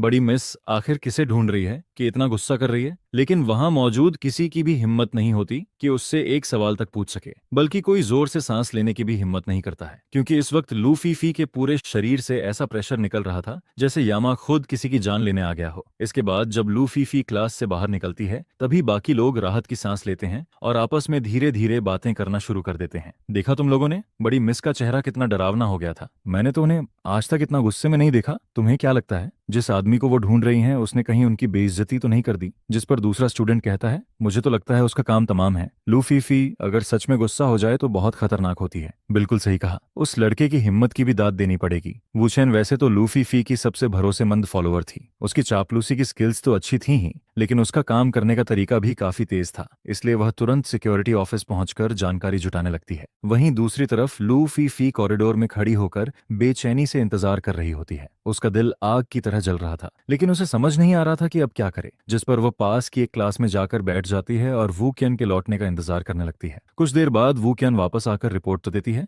आज कोई भी स्टूडेंट स्कूल से बाहर नहीं गया है, यानी गुचेन अभी भी स्कूल के अंदर ही होना चाहिए। यह सुनकर लू फीफी का चेहरा थोड़ा शांत पड़ता है, जिसके बाद वह तुरंत आदेश देती है, फिर पूरे कैंपस की तलाशी लो, चाहे कुछ भी करना पड़े, गुचेन को ढूंढकर मेरे सामने लाओ। जिस पर पूरा कैंपस खंगालना शुरू कर दिया गया। हालांकि शांगदे स्कूल का कैंपस बहुत बड़ा था, लेकिन लू फीफी के प्रभाव के सामने किसी एक इंसान को ढूंढना कोई मुश्किल काम नहीं था। लेकिन हैरानी की बात यह थी कि काफी देर तक तलाश करने के बाद भी गुचेन का कोई पता नहीं चला। जिस पर वूचेन वापस आकर रिपोर्ट देती है कि उन्हें कुछ भी नहीं मिला। यह सुनते ही लू फीफी गुस्से से उसे घूरने लगती है, कैसे नहीं मिला? जिस पर वूचेन के माथे से लगातार पसीना बहने लगता है, लेकिन फिर भी वह कांपती आवाज में जवाब देती है, हमने हर जगह तलाश की, टीचर्स ऑफिस और स्टूडेंट डॉर्मेटरी तक की तलाशी ले ली, लेकिन उसका कहीं कोई निशान नहीं मिला। तो क्या वह स्कूल छोड़कर चला गया? जिस पर लू फीफी तुरंत जवाब देती है, अगर वह बाहर गया होता तो सिक्योरिटी गार्ड्स उसे जरूर देखते। वू कियन जल्दी से कहती है, हो सकता है उसने किसी और रास्ते से निकलकर गार्ड्स को चकमा दे दिया हो। यह सुनकर लू फीफी कुछ देर सोच में पड़ जाती है। गुचैन अभी ज्यादा समय पहले ही स्कूल में आया था, ऐसे में उसे स्कूल के गुप्त रास्तों के बारे में कैसे पता हो सकता था? लेकिन फिलहाल यही सबसे तर्कसंगत जवाब लग रहा था, वरना क्या गुचैन सचमुच हवा में गायब हो गया था? मैं इन अंधविश्वास वाली बातों पर यकीन नहीं करती, इसलिए कोई भूत प्रेत वाली बात नहीं हो सकती, लेकिन इसके बावजूद उसके मन की बेचैनी खत्म नहीं होती। वह बिना कुछ बताए आखिर कहाँ चला गया? अगर उसके साथ कुछ बुरा हो गया हो तो? यह सोचकर उसका दिल और ज्यादा घबराने लगता है। वह आगे सोचना भी नहीं चाहती थी। जिस पर वो केन अचानक कुछ याद करते हुए बोलती है, आह बड़ी मिस, मुझे याद आया, स्कूल में सर्विलांस कैमरे लगे हुए हैं ना, है ना? अगर हम कैमरास चेक करें तो शायद कोई सुराग मिल जाए। यह सुनकर लू फीफी को भी अपनी गलती का एहसास होता है। वह इतनी परेशान थी कि यह आसान तरीका उसके दिमाग से ही निकल गया था। जिस पर वह तुरंत कहती है, ठीक है, अभी कैमरा रूम चलते हैं। लेकिन वूचेन थोड़ा असहज होकर कहती है, मगर कैमरा सिस्टम तक पहुंच सिर्फ प्रिंसिपल के पास है, मेरे जैसे छोटे लोगों के बस की बात नहीं है, इसलिए इस बार आपको खुद जाना पड़ेगा। समझ गई? यह कहकर लू फीफी तुरंत प्रिंसिपल ऑफिस की तरफ बढ़ जाती है और वो कियन भी उसके पीछे पीछे चल पड़ती है। प्रिंसिपल ऑफिस पहुंचते ही लू फीफी सीधे प्रिंसिपल की कुर्सी पर बैठ जाती है। जिस पर वो कियन जल्दी से कहती है, बड़ी मिस, यही हमारे स्कूल का मॉनिटरिंग सिस्टम है, यहाँ करीब 300 कैमरे जुड़े हुए हैं, आप आराम से चेक कर सकती हैं। 300 कैमरे? यह सुनकर लू फीफी की भौहें सिकुड़ जाती हैं, जिसे देखकर वो केन तुरंत बोल पड़ती है, अगर आप चाहें तो मैं भी देखने में मदद कर सकती हूँ। लेकिन लू फीफी सिर हिलाते हुए कहती है, जरूरत नहीं, मैं खुद देख लूंगी। जिस पर वो केन तुरंत चुप हो जाती है और पीछे खड़ी होकर इंतजार करने लगती है। इसके बाद लू फीफी की पतली उंगलियां कीबोर्ड पर तेजी से चलने लगती हैं। यह साफ था कि वह पहली बार इस सिस्टम का इस्तेमाल कर रही थी, लेकिन उसके हाथ इतने तेज चल रहे थे जैसे वह सालों से इसे चला रही हो। उसने प्रिंसिपल से एक भी सवाल नहीं पूछा और खुद ही सिस्टम को बड़ी आसानी से ऑपरेट करना शुरू कर दिया, जिसे देखकर वो कियन की आंखें हैरानी से फैल जाती हैं। उसे यकीन ही नहीं होता कि उनकी बड़ी मिस की कंप्यूटर स्किल्स इतनी जबरदस्त हो सकती हैं। उसे तो हमेशा लगता था कि लू फीफी सिर्फ गेम्स खेलने तक ही लिमिटेड है, लेकिन उसकी कीबोर्ड चलाने की स्पीड देखकर कोई भी हैरान रह जाता है। ऐसा लग रहा था जैसे उसे इस सिस्टम के हर कोने की पूरी जानकारी हो। वो क्या इतने सालों से बड़ी मिस के साथ घूम रही थी, लेकिन उसे आज तक पता ही नहीं था कि उनकी बड़ी मिस इतनी ज्यादा प्रो निकलेगी, जिस पर लू फीफी बहुत जल्दी उन सभी सस्पिशियस लोकेशंस को निकाल लेती है जिनके बारे में वू कियन ने बताया था। फिर वह एक साथ 6 कैमरा विंडोज खोल देती है ताकि समय बचाया जा सके। इसके बाद उसकी नजरें बिजली की तरह स्क्रीन्स पर दौड़ने लगती हैं। ऐसा लग रहा था जैसे उसकी एक आंख एक साथ 10 लाइनें पढ़ सकती हो। वह बिना पलक झपकाए लगातार उन 6 स्क्रीन्स को स्कैन करती जा रही थी। वहीं पीछे खड़ी वू चेन सिर्फ देखकर ही चकराने लगती है। मुश्किल से 10 मिनट कैमरास देखने के बाद ही उसकी आंखें सूखने लगती हैं और उनमें जलन होने लगती है। लेकिन लू फीफी पर इसका जरा भी असर नहीं पड़ता, बल्कि वह तो प्लेबैक स्पीड और भी ज्यादा बढ़ा देती है। इसके बाद कई मिनट और गुजर जाते हैं। वो केन को लगने लगता है कि उसका दिमाग फटने वाला है, लेकिन वह हिम्मत करके भी आलस नहीं दिखा सकती थी, इसलिए मजबूरी में कैमरों को घूरती रहती है। तभी अचानक लू फीफी जोर से चिल्लाती है, आ मिल गया, जिस पर वू कियन बुरी तरह चौंक जाती है और तुरंत स्क्रीन के पास पहुंचती है। फिर कैमरा फुटेज में दिखाई देता है कि मैं स्कूल के पीछे पहाड़ी वाले रास्ते से आराम से बाहर निकलता हुआ आ रहा हूँ। मेरे हाथ में एक कोल्ड ड्रिंक भी थी और मेरे चेहरे पर बिल्कुल आराम वाला एक्सप्रेशन था, जैसे मैं किसी वेकेशन से लौट रहा हूँ। जिसे देखकर लू फीफी जोर से मेज पर उंगली मारती है। उसके चेहरे पर जमा तनाव आखिरकार थोड़ा कम होता है, लेकिन साथ ही वह मन ही मन गुस्से से बड़बड़ाती है, ये बेवकूफ आखिर पीछे पहाड़ पर जाकर क्या कर रहा था? गुचेन, तुम्हारी वजह से मैं पागल होने वाली थी। जिस पर वू कियन बड़ी मिस के चेहरे को देखती है, जिसमें गुस्सा भी था और चिंता भी। फिर वह धीरे से पूछती है, बड़ी मिस, अब हम पीछे पहाड़ पर जाकर उसे पकड़ें क्या? लू फीफी गहरी सांस लेती है और अपने दिल की उथल पुथल को दबाने की कोशिश करती है।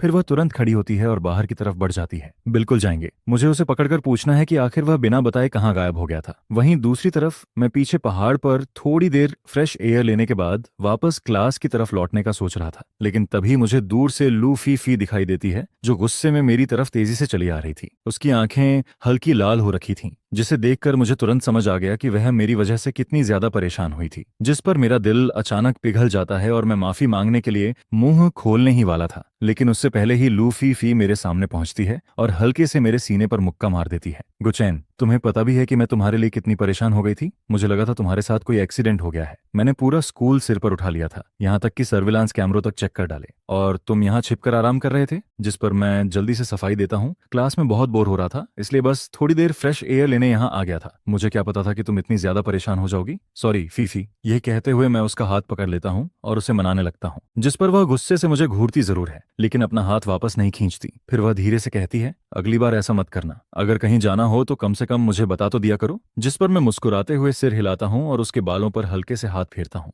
ठीक है, मेरी होने वाली वाइफ। यह सुनते ही लू फीफी का चेहरा टमाटर की तरह लाल हो जाता है। फिर वह शर्माते हुए मुझे हल्का सा धक्का देती है। कौन है तुम्हारी होने वाली वाइफ? ज्यादा उड़ो मत। जिसे देखकर मेरे दिल में एक गर्माहट सी फैल जाती है। शुरुआत में यह एंगेजमेंट सिर्फ मजबूरी में हुई थी, फिर हम दोनों हर बात पर लड़ते रहते थे। उसके बाद जो मियाओ की वजह से कई गलतफहमियां भी पैदा हुई थीं, लेकिन अब जाकर मुझे एहसास हुआ था कि मैं कब का लू फीफी से प्यार करने लगा था। जहां तक जो मियाओ की बात थी, वहां सब कुछ साफ हो चुका था। हम दोनों सिर्फ अच्छे दोस्त थे और वह मेरे फैसले की इज्जत करती थी। जिस पर उसने मुस्कुराकर मुझे और लू फीफी को शुभकामनाएं भी दी थीं। वहीं यूशिन पहले की तरह ठंडी और शांत रहती थी। कभी कभी मुलाकात होती तो बस एक साधारण हेलो बोल देती थी। हम दोनों हमेशा अच्छे क्लासमेट्स की तरह ही रहते थे। और जहां तक उस सिक्योरिटी गार्ड अंकल की बात थी, जिन्हें गलतफहमी में नौकरी से निकाल दिया गया था, मैंने सिर्फ प्रिंसिपल से उन्हें वापस नौकरी पर रखने को नहीं कहा, बल्कि अपनी जेब से उन्हें कंपेंसेशन भी दिया और उनकी सैलरी भी बढ़वा दी। जिस पर वह अंकल भावुक होकर बार बार मेरा धन्यवाद करते रहते हैं। उस घटना के बाद मुझे भी एक बड़ी सीख मिली थी। सिर्फ इसलिए कि कोई अमीर फैमिली से आता है, इसका मतलब यह नहीं कि वह जो चाहे कर सकता है। हर इंसान की रिस्पेक्ट करना जरूरी होता है। उधर लू फीफी भी बाई चिंगरंग से पूरी तरह दूरी बना लेती है और पूरी ईमानदारी से सिर्फ मेरे साथ अपने रिश्ते को मजबूत करने लगती है। अब हम पहले जैसे नादान और जल्दबाज नहीं रहे थे। हम दोनों साथ में क्लासेस अटेंड करते हैं, साथ में स्कूल से निकलते हैं, पेड़ों की छांव में वॉक करते हैं और फिर साथ में अपने अपार्टमेंट लौटते हैं। हालांकि कभी कभी छोटी मोटी बहसें अब भी हो जाती हैं,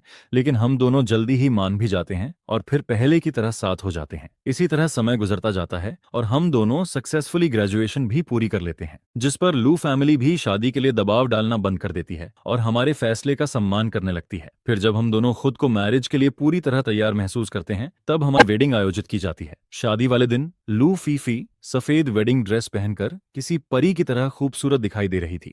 उसकी आंखें मुस्कुरा रही थीं और उनमें एक बेहद कोमल प्यार भरा हुआ था, जिस पर मैं धीरे से उसका हाथ पकड़ता हूँ। सब लोगों की मौजूदगी और आशीर्वाद के बीच मैं गंभीर आवाज में कहता हूँ, लू लू फीफी, बचपन से हम दोनों हर दिन लड़ते रहे हैं। मुझे हमेशा लगता था कि हम सिर्फ बचपन के राइवल ही बने रहेंगे, लेकिन आज मुझे एहसास होता है कि तुम ही वह इंसान हो जिसके साथ मैं पूरी जिंदगी बिताना चाहता हूँ। आने वाले हर दिन मैं तुम्हारी रक्षा करूंगा, तुम्हें प्यार करूंगा और जिंदगी भर तुम्हारा साथ नहीं छोड़ूंगा। जिस पर लू फीफी की आंखें नम हो जाती हैं। फिर वह चमकती मुस्कान के साथ जवाब देती है, गुचैन, मैं तैयार हूँ। नीचे बैठे लू फैमिली के सभी लोग यह दृश्य देखकर संतुष्टि से मुस्कुराते हैं। ग्रैंडपा लू के चेहरे पर भी गर्व साफ दिखाई देता है। घर के सर्वेंट्स भी खुशी से तालियां बजाने लगते हैं। वहीं झो मियाओ और यूशिन गेस्ट बनकर हमारी शादी में आते हैं और दिल से हमें शुभकामनाएं देते हैं। इसके बाद हमारी मैरिड लाइफ भी बेहद खुशहाल तरीके से आगे बढ़ती है। कभी कभी हम दोनों बचपन के उन दिनों को याद करते हैं जब हर छोटी बात पर लड़ाई हो जाती थी, और आखिर में मुझे एक बात पूरी तरह समझ आ जाती है। दुनिया का सबसे खूबसूरत प्यार